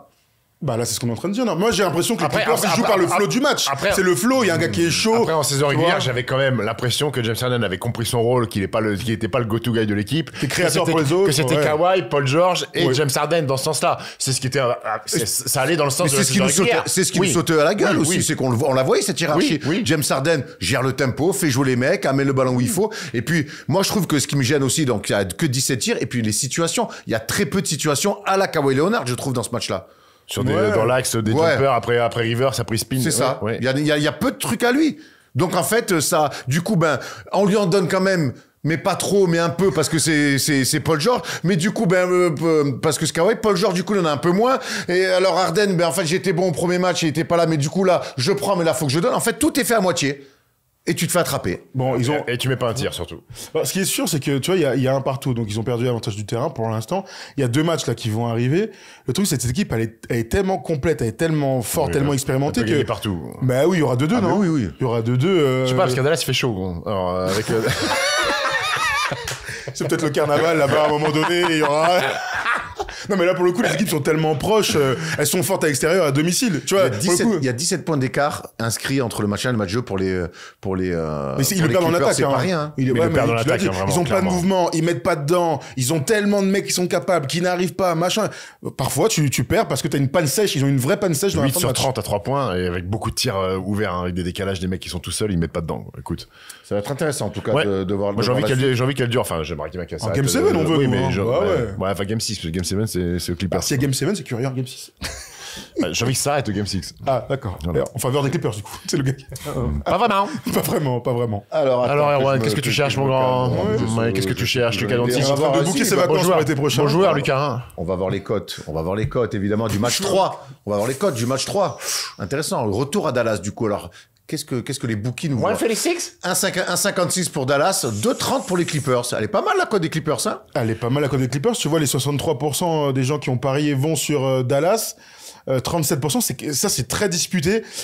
Je dirais Dallas, le fameux avantage à domicile et tout, mais les Clippers, ils vont être orgueilleux comme l'ont été les Mavs. Ils vont y aller en se disant, hey, ce qu'ils nous ont fait là, ils nous ont eu un peu à l'ancienne sur la fin, et on va les défoncer. Et j'attends une grosse entame de match de la part des Clippers. Donc, ça vous avance pas beaucoup sur un prono. Allez, avantage à l'équipe qui reçoit. Donc Dallas. Moi, je vais aller sur les Mavs 111 à 104. Ah ouais, d'accord, c'est ils donnent des précis, ouais. vache. Ah, donc un peu plus de points alors. Un peu plus de points. Moi, je dis Effectivement. 84 à 100. Avec Bojan Donc, plus Malkovich. 16, Avec Bojan ouais. Malkovich en tribune. Vous le savez, les cotes, c'est avec Winamax, notre partenaire. Et si vous voulez jouer avec nous, participer avec nous, ça se passe comme ça. Tu le sais, nous sommes soutenus par Winamax, donc viens jouer avec nous sur tes sports préférés. Si tu aimes le basket américain et même tous les autres baskets, eh bien ça se passe chez les copains de Winamax. En collaboration avec Wina, nous avons cette offre de bienvenue avec le code FT10 et le lien en description. Lors de ton premier dépôt, tu es automatiquement remboursé jusqu'à hauteur de 100 € et on t'ajoute même 10 balles en bonus. Important, le jeu est strictement interdit aux mineurs et peut comporter des risques, donc on ne joue que des sommes que nous sommes prêts à perdre. Chie sur le.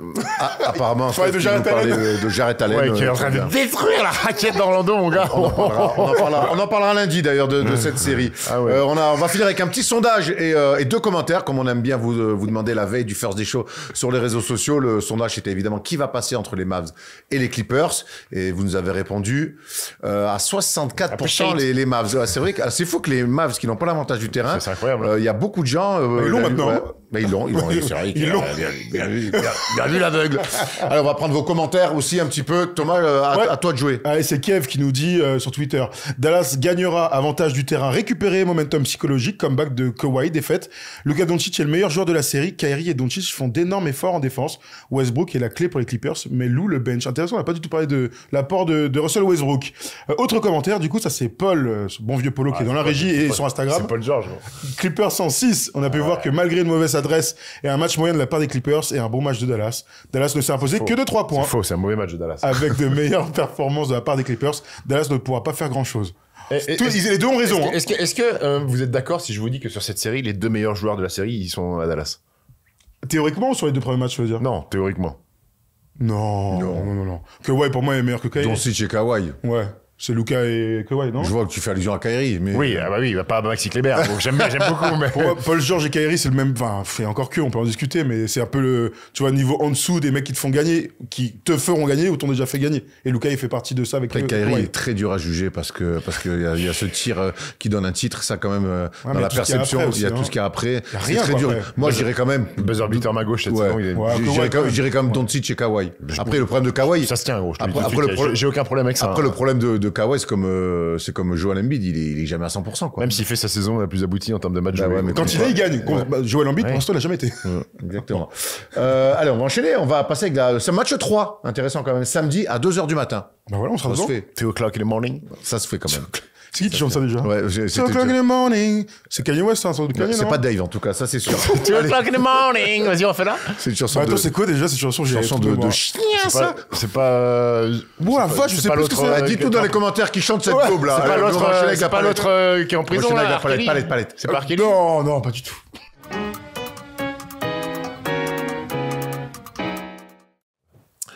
Allez, cette semaine, la palette, on vous l'a dit, on était obligé d'aller sur cette dernière action et ce tir magnifique de Jamal Murray qui a offert la victoire aux Nuggets, qui mènent donc 2-0 face aux Lakers. On va évidemment rentrer dans le détail de tout ce match-là, de la suite de la série, des 2 premières confrontations de LeBron, d'Anthony Davis, de Jokic. Mais d'abord, on va tenter d'analyser cette action et ce tir incroyable. Hommage à Jamal Murray après ton édito, Erwan. Palette autour du tir de la semaine, du tir de ce début de playoff. Pourquoi pas du tir de l'histoire, hein. Allons-y direct, n'importe quoi. Allons-y donc, hein. On va la regarder comme toujours, vous le savez, hein. On déroule cette action. Si vous ne l'avez pas vue, c'est que vous habitez dans une grotte, malheureusement. Mais ça a été un match exceptionnel qui a fini donc avec ce tir fantastique de Jamal Murray sur un step back comme ça, et puis la célébration. À domicile, ça peut changer quelque chose. Ça fait vraiment penser au tir de Kawhi sur Joel Embiid un peu. Il y a de ça, ouais. Allez, on y va tout de suite. On voit déjà le tir manqué de LeBron tout seul. On regarde d'abord l'attitude de Nikola Jokic qui dit à tout le monde « Allez vous cacher, allez avancez, égalité, 10 secondes à jouer. » Oui, mon Steph. Ça veut dire que Jokic, dans sa tête, il sait que le tir est pour Jamal Murray. Sachant qu'il y a eu un tir juste avant. T'es bon. On y va tout de suite. Il reste donc 10 secondes. Et là, on connaît l'enchaînement d'écrans là, assez haut sur le terrain. D'abord, c'est KCP qui vient poser un écran à LeBron. Un premier switch avec D'Angelo Russell, mais ils se connaissent 2 contre 2. Est-ce qu'il y a vraiment besoin de switcher là? Il n'y a même pas d'écran. Non, gros, bah ouais, mais c'est les presets défensifs. D'Angelo Russell sait que derrière il y a un autre écran et reprend en direct. On enchaîne donc, on finit sur un contre 1 entre Anthony Davis, l'un des meilleurs défenseurs de toute la NBA, et Jamal Murray, l'un des joueurs les plus clutch. On regarde à l'opposé, hein, ça a surchargé. On lui laisse un quart de terrain, mais alors là, quart de terrain de chez quart de terrain pour pouvoir jouer dans cet espace. Ce bon vieux Jamal Murray, il a bien repéré le petit step back. On regarde le timing, la gestion du timing, c'est aussi ça. Il reste 10 secondes, il n'a pas besoin de regarder en haut, il reste 1 seconde, buzzer beater exceptionnel. On regarde sur un autre angle aussi pour voir la différence qu'il fait sur le step back, tir, mais d'une difficulté incroyable, sur un mec qui fait 2m10. Quel tir magnifique, j'ai encore des frissons. En faisant la palette avec Léo, je me suis beaucoup demandé, en me disant, est-ce qu'ils auraient pu faire mieux? Est-ce que finalement Anthony Davis, c'est bien qu'il soit sur Jamal Murray? J'ai essayé, tu sais, comme des fois on arrive à essayer de réinventer le jeu. Est-ce que... au bout d'un moment, voilà. T'as un défenseur exceptionnel, il est dans ses jambes, l'autre il met un tir d'une difficulté incroyable. Et c'est ma théorie de toujours, c'est que quand les grands joueurs ils ont le ballon dans les mains, ça appartient plus à la défense. Sur une dernière action comme ça. Qu'est-ce que tu fais? Ça m'intéresse, vas-y, qu'est-ce qu'il y a? Je suis partagé. Tiens, parle-nous à nous. Je suis partagé parce que, vas-y, fais dérouler la palette où je me régale. Je suis partagé parce que, mec, c'est pas les attitudes défensives d'une possession pour t'emmener en prolongation et pour pas perdre le match. Le changement de LeBron, il est fait en dilettante. Mec, il est cramé, hein. Il est cramé. Enfin, c'est pas une excuse d'ailleurs, c'est un constat. Là, LeBron, il doit rester sur Jamal Murray tout le temps. Mais tu préfères que tout LeBron, bout de la séquence. Tu préfères LeBron sur Jamal Murray sur le quart de terrain en 1 contre 1 plutôt qu'Anthony Davis? Moi, je dis que ça change rien. Regarde l'espace qu'il y a. Jamal Murray, il a 8 secondes à jouer. Il n'y a pas une seule fois où il y a un mec qui est venu lui mettre la pression sur le dribble en lui faisant perdre du temps, en lui faisant regarder le chrono, en protéger le ballon en disant putain vite, faut que je... Il a été peinard pendant 10 secondes, Jamal Murray. C'est-à-dire que toute la lucidité, il l'a eu 10 secondes. Il n'a pas été mis en danger, pas obligé à regarder à droite à gauche, à réfléchir, à pas perdre le ballon. C'est ce qu'on avait dit avec Paul George et Damien Lillard. On disait, ok, il tire de loin, mais il est dans son rythme. Il est pas sous pression. Tu marques un point avec ça. Maintenant, quand je vois les 5 mecs des Lakers sur le terrain, il y a pas un mec qui est capable de faire ça. Autant Paul George sur Lillard, moi je disais gros, t'as les cannes pour le pousser un petit peu à faire des dribbles qu'il a pas envie de faire. Là il y a pas un mec pour moi, Anthony Davis, c'est par la longe, c'est par les cannes qu'il va le tenir, pas par s'il veut lui mettre une surpression, il va manger. Ce que veut dire Stephen, et je vois exactement ce que tu veux dire, c'est que en fait là on est en train de disséquer une action, en même temps c'est la palette. Comme s'il n'y avait pas eu 47 minutes et 50 secondes avant et que juste avant t'as un tir pour gagner et qu'il n'y a pas de temps mort. Donc t'as pas ce truc de les gars, on va défendre comme ça. Gros, ils sont cramés et ils font un peu vas-y on y va comme ça, on verra. Et puis le dernier qui va défendre c'est Anthony Davis qui est capable de tenir Jamal Murray sur le papier. Là où je te rejoins complètement, c'est que dans les dernières actions, et même nous à notre niveau minable, quand on joue les uns contre les autres sur les dernières actions, il y a des trucs que t'as pas le droit et il faut quand même avancer pour tenter de faire quelque chose. Remonter de balle peinard. Hein. Ouais, c'est vrai, t'as raison. Ils ont pas réussi à être proactifs. Mec, il est en peignoir, il va au sauna avec les chaussons de l'hôtel 5 étoiles. Les deux mecs sont capables de mettre un peu des pressions tout terrain, c'est Gabe Vincent et Spencer Dinwiddie, et c'est bien mieux pour les Lakers qu'ils soient assis sur le banc. Mais après, est-ce que veut dire, Steph, c'est pas... Mais je te parle pas de mettre une pression pour gagner la balle. Bah oui. Je te parle de mettre une pression pour faire cogiter le mec, regarder le chrono, faire attention à pas perdre le ballon, tu vois, être concentré sur autre chose. Parce que là, Jamal Murray, il est concentré sur... Moi, je pense que... Regarde. Moi, quand on a découpé la palette avec Léo, on le prend exactement sur le tir raté de LeBron. Parce que, mine de rien, c'est un tir pour la gagne. Oui. Et que depuis 3-4 minutes, ils n'arrivent plus à marquer. On va y revenir tout à l'heure. Mais il y a le tir juste avant de Jamal Murray, avec un tir à mi-distance, mais dans le flow du match. C'est ça. Donc, il rate ce tir qui potentiellement peut leur offrir la victoire. Donc ils sont dans un moment, et on a beau dire, c'est la NBA, c'est pas normal. Ça marche comme ça. Tu rates ce tir grand ouvert à 3 points qui peut mettre une pression énorme sur les Nuggets. Derrière, tu baisses la tête et tu vois que finalement, ils sont pas si... Il fait 1 sur 2 lancé, je crois, avant, en plus, les Browns. Ouais, non, mais il en laisse un peu. C'est vrai, ils sont un peu en mode automatique. Voilà. Il y a plus de regain d'énergie, mais en même temps, de quoi on parle? C'est le plus haut niveau dans un match extraordinaire, tu mènes de 20 points. Mais ça reste un tir. C'est pas, il est pas là, pénal. Ça reste un tir d'un niveau d'exception. Anthony Davis, la longe qu'il a, la séparation qu'il arrive à faire avec Anthony Davis, parce que quand il le joue, il est dans ses cannes, hein, Anthony Davis. Ouais. Il crée un écart, c'est assez incroyable. J'ai mal au cul sur le tir. Putain, et pas qu'un peu. Du coup, il y a 2-0 pour les Nuggets. Ouais, on est sur une équipe deuxième, championne en titre face au 7e. Et honnêtement, quand on regarde ces deux matchs-là, c'est pas la sensation qu'on a. On a vu 2 super matchs de basket. On a vu des Lakers très bons dans ces... Tête haute, t'es à 2-0. C'est alors... Pas payé. Psychologiquement, c'est dur de rentrer à LA en étant à 2-0. 6 défaites d'affilée, du coup, pour le LeBron en playoff. Et puis la série contre... Oui, et puis 10, contre les Nuggets, ça fait 10 de suite. Mec, tu rentres à LA, t'es à 2-0 alors que t'as joué 2 matchs de basket de très haut niveau, que t'es à plus 20 chez le champion en titre qui a perdu 8 matchs cette année dans le Colorado. Il faut être costaud, hein. J'espère que LeBron, le speech dans le vestiaire, que Darvin Ham, ils ont ça va être dur, hein. Ça va être dur de se remettre au turbin. Alors, encore une fois. C'est les motifs de la journée. T'es à 2-0, tu rentres chez toi, à LA. Température clémente. Bermuda claquette, tu redescends d'altitude. Bon, voilà. La fresque de Kobe, Tupac Shakur dans la rue, c'est cool. Mais moi, je vois pas comment les Lakers ils peuvent s'en sortir. Pourtant, il faut les bons matchs. C'est quoi s'en sortir? 4-1. Voilà, ils en prennent le truc, c'est que... Un poème, 4-1. Alors, moi, j'ai 2 trucs. J'ai soit la raison qui me dit, ils vont perdre 4-0, 4-1. On est sur la même chose que la finale de conf l'année dernière. Ils sont juste plus forts. Même quand ils sont moins forts dans un match, ils gagnent, les mecs. Oui. Voilà, point. Ça, c'est le constat brut. Et puis, il y a l'autre truc où tu dis, tu sais, quand tu kiffes une équipe, t'as toujours ce petit espoir, cette petite flamme. Je te comprends. Le fait que tu reviennes à domicile et que t'as fait vraiment 2 bons matchs et que en fait, ils l'ont, la recette pour gagner. Ralentir le tempo, défoncer, archi servir Anthony Davis, défoncer cette équipe à l'intérieur. Qu'il y ait 2-3 mecs qui mettent 2-3 tirs, comme dit Angelo Russell ou Austin Reeves, parce que je parle pas de Spencer Dinwiddie et de Gabe Vincent qui sont catastrophiques, mais voilà, tu l'as la recette. Donc la question c'est est-ce que tu peux... mais là t'es sous pression. T'es sous pression, mais au bout d'un moment, perdu pour perdu, fais-moi un grand match, lâche les chevaux. Mais ils l'ont fait le grand match. À domicile, quand t'as plus rien à perdre, ça n'a rien à voir. Tu vois, là, t'es mené 2-0, il y a 3-0, c'est super. Là, c'est jouer libéré. Le Bron, et on va le voir en tableau après, Steph, le Bron, il est exceptionnel sur ces 2 premiers matchs, Steph, vas-y. Oui, il est très bon. Par contre, il y a un problème. Il y a un truc que j'ai pas aimé de Darvin Ham en conf de presse, c'est quand il s'avoue quasiment qu'il n'a pas de solution pour Nikola Jokic. Quand il dit « je sais pas comment faire pour stopper Nikola Jokic ». Et mine de rien, c'est quand même un aveu de faiblesse. Tu peux dire que Jokic est fantastique. Tu peux pas dire en étant 2-0 en série playoff, dire « je n'ai pas de solution, moi, en tant qu'entraîneur, pour stopper ce garçon-là ». Le message, il est pas bon. Il est pas bon que t'envoies Anthony Davis, qui est quand même ton soldat intérieur, parce que mine de rien, j'ai pas de solution, ça veut dire qu'il se fait casser la bouche. C'est un constat, pour le coup. C'est un constat. Donc tu vois, ce discours-là, je l'ai pas aimé de Darvin Ham. Je reste persuadé qu'il va tenter de faire des choses. Mais par rapport aux joueurs, si t'avais été joueur dans cette équipe, moi ça m'a emmerdé que mon coach il arrive en conf et il disait ce mec là en face qui est notre adversaire, il est trop fort pour nous, on n'y arrive pas. Non. Ça, les joueurs, vous en parlez quand tu vois dans ta carrière et tout. Il y a un gars vous en parlez direct. Oui. Ça me tue. Ça t'est déjà arrivé toi de jouer une équipe où tu sais qu'ils ont un avantage, tu sais que t'es pas si loin que ça, mais ils ont un avantage psychologique énorme sur vous. Ça t'est déjà arrivé. Dans un sens ou dans l'autre d'ailleurs, c'est intéressant.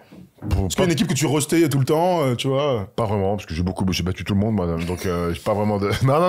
Non, j'ai pas de truc en tête comme ça, mais tu sais que quand tu joues les meilleurs joueurs, par exemple à l'époque il y avait Mark Sayers qui était poste 4 à Rouen, qui était un mutant, mais dans ta tête tu disais pas il est trop fort, c'est impossible.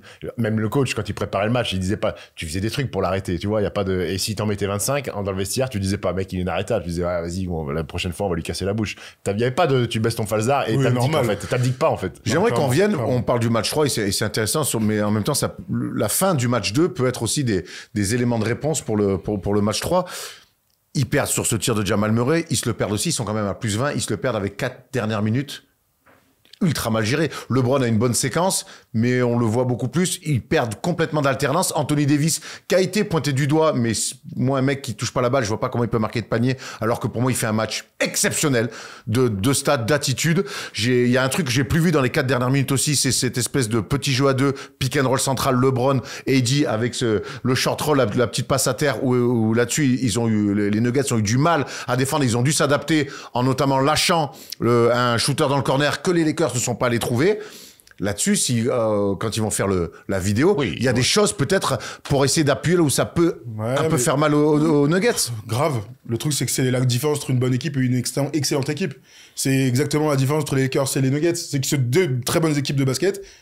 La différence entre l'une et l'autre, c'est que dans les fins de match, il y a une équipe qui a un plan, il y a une équipe qui va faire les bons plays, il y a une équipe qui va trouver le bon gars à l'opposé, qui va faire le bon pick and roll, alors que l'autre, plus l'air va se raréfier dans la fin du match. Plus c'est joué freestyle. Voilà. C'est LeBron qui restera, qui est GOAT pour certains et tout, il prend le takeover total sur son équipe. Il a failli gagner comme ça dans ce match, on peut le dire, mais il perd parce que, à un moment donné, il y a plus de mouvement, il y a plus rien. Il dribble. Il a gagné toute sa vie comme ça. Il ne changera jamais, je pense. Il est même encore trop fort pour penser qu'il gagnera autrement. Mais voilà, c'est la différence entre ces 2 équipes. Les Nuggets, on loue leur fin de match. Ils sont trop forts, ils ont trop d'options. Denver, tout est carré, mec. Le tir à 3 points que met Michael Porter Jr. à la fin pour revenir dans le match, là. C'est sur une action. C'est bien que t'en parles. Lui, il est extraordinaire. Il est énorme, mais tout est carré. Mais à l'image de la palette, rebond. Ils savent déjà qui va prendre le tir. Ils savent, Jokic sait que c'est le meilleur joueur du monde. Le tir, il est pas pour lui. Il le sait, il dit à tout le monde ligne de fond, écran, et après c'est Jamal. Tout est carré, ça veut dire que tout est préparé en amont sur ces situations-là. Il y a égalité, c'est Jamal Murray, on fait ça, tout est... Les Lakers, alors il y a peut-être le cerveau est moins oxygéné que celui des Nuggets, et ça joue un peu à l'emporte-pièce. Denver, tout est propre. Le tir à 3 points, Michael Porter Jr., hop, extra passe, orientation du jeu, ping, 3 points. Tout est carré. C'est pour cette raison-là que c'est la meilleure équipe du monde. Voilà. C'est pas franchement, les Lakers contre n'importe qui d'autre, ils auraient gagné le match, là. Tu vois, l'année dernière contre les Warriors, les machins dans les fins de match, c'est eux qui ont réussi grâce à Austin Reeves et tout. Là, c'est juste que cette équipe, elle est particulièrement forte dans les money time, comme on a rarement vu ces dernières années, à part peut-être les Warriors de KD. Dur de dire de KD. Mais qu'est-ce qu'on imagine pour la suite de la série, honnêtement? Moi, je vais pas vous dire, je crois à une qualif des Lakers. J'y croyais pas au début. J'y crois encore moins après les 2 premiers matchs quand je vois le niveau des Lakers. Et en plus, ils perdent malgré tout. Moi, j'ai envie de croire qu'ils vont en prendre un. Et je leur souhaite parce que ça serait vraiment très sévère. Mais je pense qu'ils vont en prendre un et le match 3. Je pense qu'ils vont prendre le match 3, Moi, je rêve qu'ils prennent le match 3 pour un truc simple, parce que si tu gagnes le match 3, mine de rien, le match 4, il devient hyper intéressant. Ouais. Alors que s'il y a 3-0, il y aura 4-0. Oui. Donc, moi aussi, j'avais dit 4-2, en pensant qu'ils allaient faire peut-être un coup à l'extérieur, j'y croyais pas beaucoup. Écoute, on y est, 4-2, faut gagner le prochain match, il y a une possibilité qu'ils gagnent. Infime. Moi, je te dis 4-1. Maintenant, mine de rien, même s'il y a 2-0, les Lakers m'ont surpris agréablement sur cette capacité à jouer les yeux dans les yeux avec comme l'année dernière, non? L'année dernière, déjà, c'était le cas. Les 4 matchs étaient archi serrés. Les équipes sont proches, franchement. Ouais, mais l'année dernière, ils sortent d'un run, d'une fin de saison régulière cool, d'un run de playoff incroyable. Et on arrive, on se dit, OK, là, il y avait un peu plus de doute quand même. Hein. Mais les 4 money games. Non, mais c'est moins surprenant. Je pensais qu'ils allaient prendre 4 fois 20, tu vois. Non, on pensait que ça allait être serré. Je sais pas, moi, je les voyais se faire détruire. Hein. Ah ouais, ok. Moi, j'avais plus de certitude l'année dernière sur les Lakers. Ils ont trop d'expérience, trop de force dans cette équipe. Ils sont capables aussi ils l'ont montré l'année dernière, de défendre. Moi, j'étais sûr qu'elle allait avoir que des matchs serrés. Et encore, ils font un match 2. Je pensais pas qu'ils pouvaient être aussi forts. Après, est-ce qu'ils sont capables d'enchaîner des performances comme celle-là? On saura quand c'est quand même. Rappelons, c'est quand même une équipe qui sort du play-in, quoi. Donc, when is the next game, please? Schedule. C'est ce soir ou demain soir? Tiens, je l'ai pas. C'est demain soir, je te dis si tu veux. Non, tu demandes, attends, je te dis si tu veux finir. Comment, man? Non, mais écoute, de toute façon, voilà, on a tout dit. Dites-nous dans les commentaires, évidemment, ce que vous voyez pour cette série. Certes, les Lakers sont vaillants, mais les Lakers paraissent, comme on dit, si près, si loin. C'est ce soir à 4h. Ce soir, vous avez Cavs The Magic, Knicks Sixers et donc Lakers Nuggets. Voilà. Cavs Magic, elle passionne pas grand monde, j'ai l'impression. Oui, je suis assez surpris que le Magic soit mené 2-0. Mais on en parlera lundi, promis, dans la libre antenne. Jared Allen, il chie sur le... Je crois qu'on l'a compris. Tu sais qu'il y a un autre qui chie sur une truc. C'est moi sur le quiz. Quiz.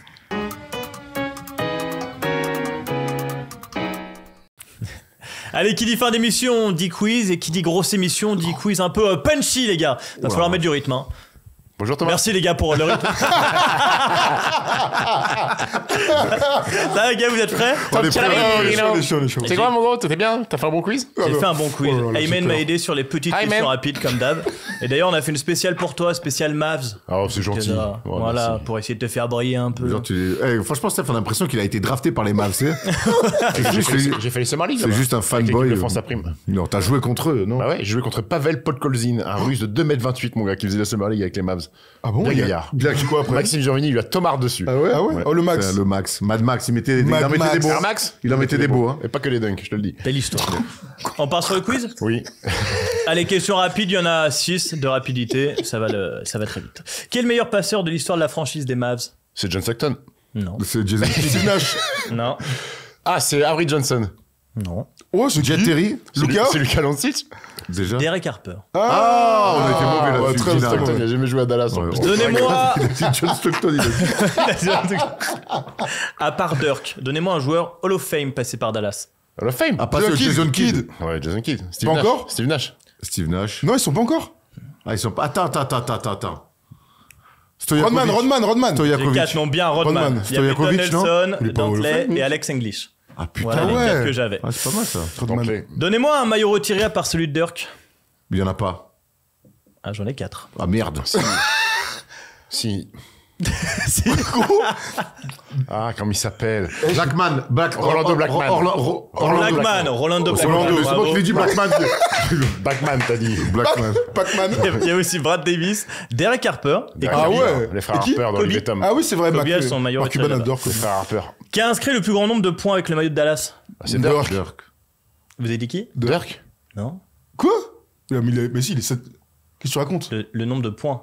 J'ai dit 3 points? Le nombre de points. Dirk Nowitzki, il a 30 000 Sur un points. match. Ah ouais. C'est qui ce mec là? Moi, je veux bien mettre catastrophique, Je veux lui. bien mettre du jus. Je veux bien mettre du jus, mais si Oh. la dyslexie, c'est compliqué. Ah moi. ouais, sur un match. Bah, il excusez-moi. manque un bout de la phrase. Ah, c'est Lucas. C'est Lucas, ouais. C'est Lucas, merci. Oh la vache. Il l'avait pas mis dans la phrase. excuse-moi. Thomas et Steph qui hurlent. Ouais, désolé. Quand t'es au milieu, gros, Imagine un podcast. Hein. Et pour en finir, qui a le plus gros pourcentage? Le plus gros pourcentage à 3 points de l'équipe Stojakovic. cette saison. Cette saison. Cette saison. Josh Green. Kyrie Irving. 49% à 3 points. Oh. C'est pas Kleber. C'est pas Klebar parce qu'il fait une Non. saison kata. 49%. 49, c'est énorme. Ah bah, Tim Hardaway. Il n'est Washington. pas américain. Josh Green. Non, dans Josh tes Green. examens. Dante Exum. Ah Ouais, ouais. exceptionnelle saison dans tes examens. Bravo, mon grand. On passe direct au qui suis-je? Il a eu son- Ouais, non. Il a eu son diplôme, il a passé ses examens.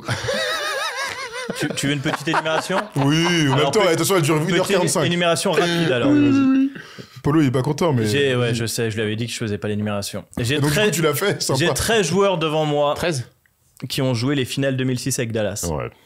2006, oh. 2006, ça a perdu contre ce chien de D-Wade. Allez, Steph, vas-y, tu commences. Steph, commence. Moi, je commence. Oui. Ouais, Dirk Nowitzki. Dirkita. Dirketa, ok. Oh, vache, attends, faut que je me repose dans mes trucs, là. Tu rigoles comme ça, direct. Moi aussi, je struggle. Là. 2006. Cette équipe-là, gros. Oh, je vais dire. Oh, Waouh. Brian Cardinal. Oh, je suis obligé de faire d'aller vilain comme ça Il direct. était bon, il est bon, moi. Brian Cardinal, il est pas là. Il était en 2011, hein. 2011. Moi, j'ai Josh. Josh Howard, ouais. Josh Howard. Josh Attends, Howard, gros, ouais. tu vas donner les réponses pour les Allez, deux à gens. toi, vas-y. J'en ai un autre. Josh c'est bon. Howard, c'est bon? Oui. J'en ai un autre. Ah, bah, Ah, j'en ai deux. Allez, Dampire, je reviens dans le game. Ok, t'es là. Eric Dampier. Eric Dampire. T'énerve pas. J'en ai Enchaîne. d'autres, j'en ai d'autres. Enchaîne. Allez, Stephen, vas-y. T'es sérieux? Je veux dire Devin Harris. Oui, je l'avais. Marquis Daniels. Marquis Daniel, c'est là. Ah, pas mal. Ah, tu joues encore? J'essaie, j'ai pas longtemps. Hein, Oh, ça remonte à loin en même temps, Ah c'était à ouais, 20 Il ans. vous reste un gars du 5 majeur, si je peux aider Erwan. J'avais qui c'était. Waouh! Waouh. Oh, c'est terrible. Ah, il met un chrono parce que sinon, Ouais. Polo va pas être content. Allez, Ouais, 10. Finir, moi. C'est une belle participation. Ils ont pas Keith Van Horn sur le banc? Il est là. Oui, Ah. oui, bravo. De l'eau de là. Ouais. Que les Babtou que tu cites, toi. Putain, j'avais un mec. Je vais tenter Michael Finlay. Bah oui. Michael Finlay. Ah non, les Spurs. Je l'ai pas. Merde. Tant pis, c'est dommage. Catastrophique. Oh la vache, 2006, c'est dur, hein. Beaucoup plus dur que j'imaginais. Il y a un vrai gars qui sera encore là pour le titre. 2011. Ouais. Brandon Wood. Pas du tout. Non. Jason Terry. C'est Jet Terry. Jet Terry. Ah, il est était déjà là. allé en 2006, Jet Terry. Ouais, il y avait aussi Adrian Griffin, je sais pas si vous l'avez dit. Non, Il y a Diop qui est là et qui est dans le 5. Ah, ouais. Il y a Steakhouse. J'ai le Steakhouse. Mbenga, Armstrong et Josh Powell. Ah ouais. Voilà. Bien sûr, Mbenga. On est mauvais, hein. Allez. On va pas être bon. On se met directement dans le qui suit. Avec ça qui compte. Qu'est-ce que t'as, Erwan? Je suis concentré. Il vient de contraster ses fesses. Incroyable. Tu vas te faire pipi. Non, mais vraiment, il a Je viens de contracté. faire- je viens de faire ça à Steph. Quel stress. Tu contractes ton urètre. Allez, on commence le qui suit. Travaille ton périnée. Je suis né. Être ou être? Les gars. Être ou être? Telle est la question. On est vraiment au PMU. Oh là là, c'est. Je suis né le 1er juillet 1990. Ouh, si je perds là-dessus, J'ai j'arrête de. C'est moi, je vous l'annonce, si je perds là-dessus, c'est Il mon joue dernier quiz encore. de l'année. Il joue encore. C'est ton dernier quiz d'année? C'est mon dernier quiz si je perds Et là-dessus. j'ai donc 33 ans. Et la dernière fois qu'on m'a vu sur les parquets, c'était avec Denver en 2022. Ah, il a déjà pris sa retraite. Mais, commençons par le commencement. Mon cursus universitaire est à l'image de ma carrière. Je ne m'installe jamais. Je fais une année dans la fac de Oxnard, une autre dans la fac de Ventura, avant de finir mon cursus à Long Beach State de 2011 à 2013. Je t'ai donné 3 facs. Hein. Ouais. Ouais. Lors de ma saison senior, Faut je pas tourne te à 16,5 points, 6,7 rebonds, 1,8 steals et 1,3 blocs. Pardon. Will Steele, le coach de Reims. Le coach de Reims. Dans mon scouting report, on parle d'un joueur athlétique, un défenseur honnête, mais un peu frêle. Je me présente à la draft 2013, où je serai sélectionné au second tour, à la 50e position, par les Hawks. Mais mes droits seront transférés le soir même au Miami Heat. Qu'est-ce qu'il joue obscur. Miami veut m'envoyer en D-League pour me développer, mais je refuse car je gagnerai trop peu d'argent pour aider ma famille. Je partirai donc en Australie 1 an jouer en NBL, où je terminerai sur le podium du MVP, là-bas. Ok. En juillet 2014, le Heat me signe pour plusieurs années après une bonne Summer League. Dorsey. Non. Lors de ma saison rookie, je sors du banc. Je suis le backup de Luol-Deng et je joue 17 minutes en moyenne. On se souvient de moi notamment sur un poster sur Russell Butler. Josh Childress. Hein? Non, il a joué à Miami. L'année suivante, je suis tradé avec Mario Chalmers chez les Grizzlies. Wow. Et j'arrive dans une équipe où il y a du monde sur l'aile. Jeff Green, Matt Barnes, Tony Allen, Jamichael Green, Vince Carter. Autant dire que je ne joue pas. Mon contrat est coupé et j'atterris aux Pelicans pour 9 matchs. J'y fais un très bon passage. 16 points de moyenne en 9 matchs. Cette fin de saison va intéresser une équipe. Oh, Pelicans, il est là. Avec DeMarcus Cousins. Cette équipe, c'est les Grizzlies encore. Et oui, en 2016, ils viennent de re-signer Mike Conley et de attends, ça recruter me parle. Chandler Parsons. Ils veulent alors ramener Eric Gordon, qui choisit finalement les Rockets. À la place, ils se rabattent sur moi, après ma bonne fin de saison dernière. C'est qui ça? Tu l'as? Oh là là, je suis nul. Pff, ça me saoule. Ah, j'ai aucune vision dans ma tête. Aucune. J'enfile le numéro 8 à Memphis et je joue 23 minutes en moyenne, dont une vingtaine de matchs dans le 5. Je deviens au fil des années un vrai Shuendi. Kayan Dooley. Oh, je l'ai, je crois. Dooling. Oh, je l'ai, putain. La saison suivante, Mais non. je repars sur les mêmes bases, mais après Miami et Memphis, je vais enchaîner 2 franchises en un an. Détroit, avec le numéro 33. Austin Days. Non. Puis Houston, avec le numéro 8. J'ai Vin Mac. Non. Pas du tout, j'ai dit n'importe quoi. Il était aux Hawks. Chez les Rockets, vous pouvez vous souvenir de moi. Je suis dans le 5, lors de 25 matchs avec les Rockets, version Harden et Chris Paul. PJ Tucker poste 4, Capella pivot et moi sur l'aile. Trevor Ariza. Non. Encore une fois, Mais c'est qui ça? je vais être tradé en cours de saison. Wow. Attends, me dis pas non comme si j'étais une merde. Comme ça. Je suis concentré, Steph. Pas de tension, les gars, il y a concentré. beaucoup de franchises. Encore une fois, je suis tradé en cours de saison. Rockets. Dans une franchise à l'Est, cette fois-ci. Mais voilà, chez les, Corey Brewer. chez Non, les n'importe Sixers. quoi, Steph. J'arrive chez les Sixers. Bon, frérot. Je m'installe dans la rotation derrière Tobias Harris. Je change de numéro. Je porte désormais le numéro 11. Mais je garde toujours mon manchon au bras gauche. Mais c'est qui ce mec là? Je suis important Tony dans... Vroten. Non, je suis important Jérôme. dans le... Allez, donne-le qui suit à Steph, c'est bon. Tony. Je suis important dans le run des playoffs de 2019. Avec les Sixers. Avec les Enfin, Sixers. tu m'as perdu. 21 minutes de moyenne avec notamment un énorme gain 2 contre les Raptors. Mais les futurs champions sont trop forts pour nous. En gros, je l'ai pas du Ah ouais, mais j'ai tout. même pas le moindre indice dans ma tête. Rockets aux Grizzlies. J'ai même pas sa teuté, rien. J'ai bientôt fini. La saison suivante, je suis tradé une nouvelle fois en cours de saison. Mais là, promis, je m'installe pour 1 an et demi. Et si vous vous souvenez pas de moi là-bas, ça va être compliqué. Après Miami, Memphis, New Orleans, Détroit, Houston et Philly, me voilà à Orlando.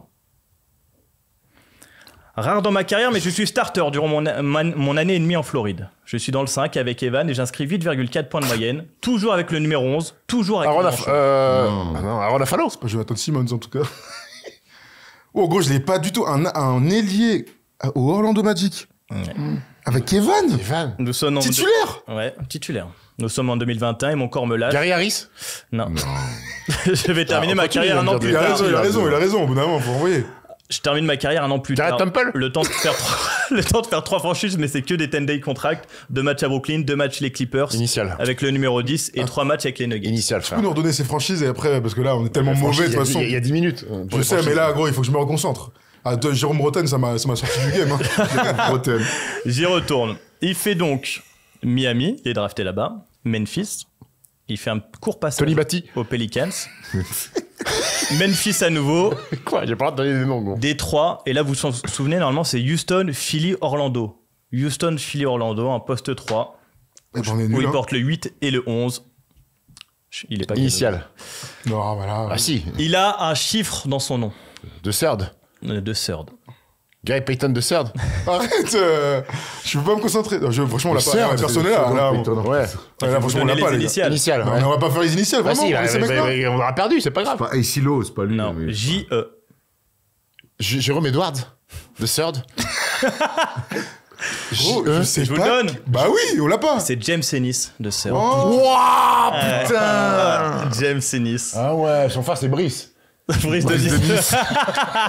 Ah ouais. Ah, il est non. pas cadeau. Ah ouais, Bravo. Ah, tu nous as bien eu. C'est rare, mais là, tu nous as complètement. James Ennis. James Ennis. Ennis. voilà, alors Passé en maintenant- Australie et oui, tout. Oui, maintenant je le vois. Titulaire avec les Rockets. Waouh. Titulaire avec Orlando. Avec Orlando, je m'en Ouais, souviens, ouais, même bien avec, sûr, même bien avec sûr. Philly et tout, mais là. Bravo. Dommage, Bon, les ben gars. voilà, on a fait une excellente émission, on s'arrête sur ce truc cata. Le premier C'est pas de grave. l'année. On se retrouve lundi, en tout cas pour la Libre Antenne, on aura encore une fois plein de choses à dire sur la suite des playoffs et puis Dimanche. et puis dimanche. Bilal, Koulibaly. Bilal. Là, on change tout, hein. Oh la vache. Bilal, c'est vrai que là, ça va se faire ici, là, on va Ah tout ouais. faire. Bilal, dimanche midi, lundi la Libre Antenne et puis la suite des semaines Fersim, vous en avez l'habitude. Merci Tom, merci Thomas, merci mon Steph, merci Jérém, merci Léo et Polo en régie. Et on n'oublie pas Imen qui est en cours cette semaine. Donnez-lui de la Amen. force. Merci.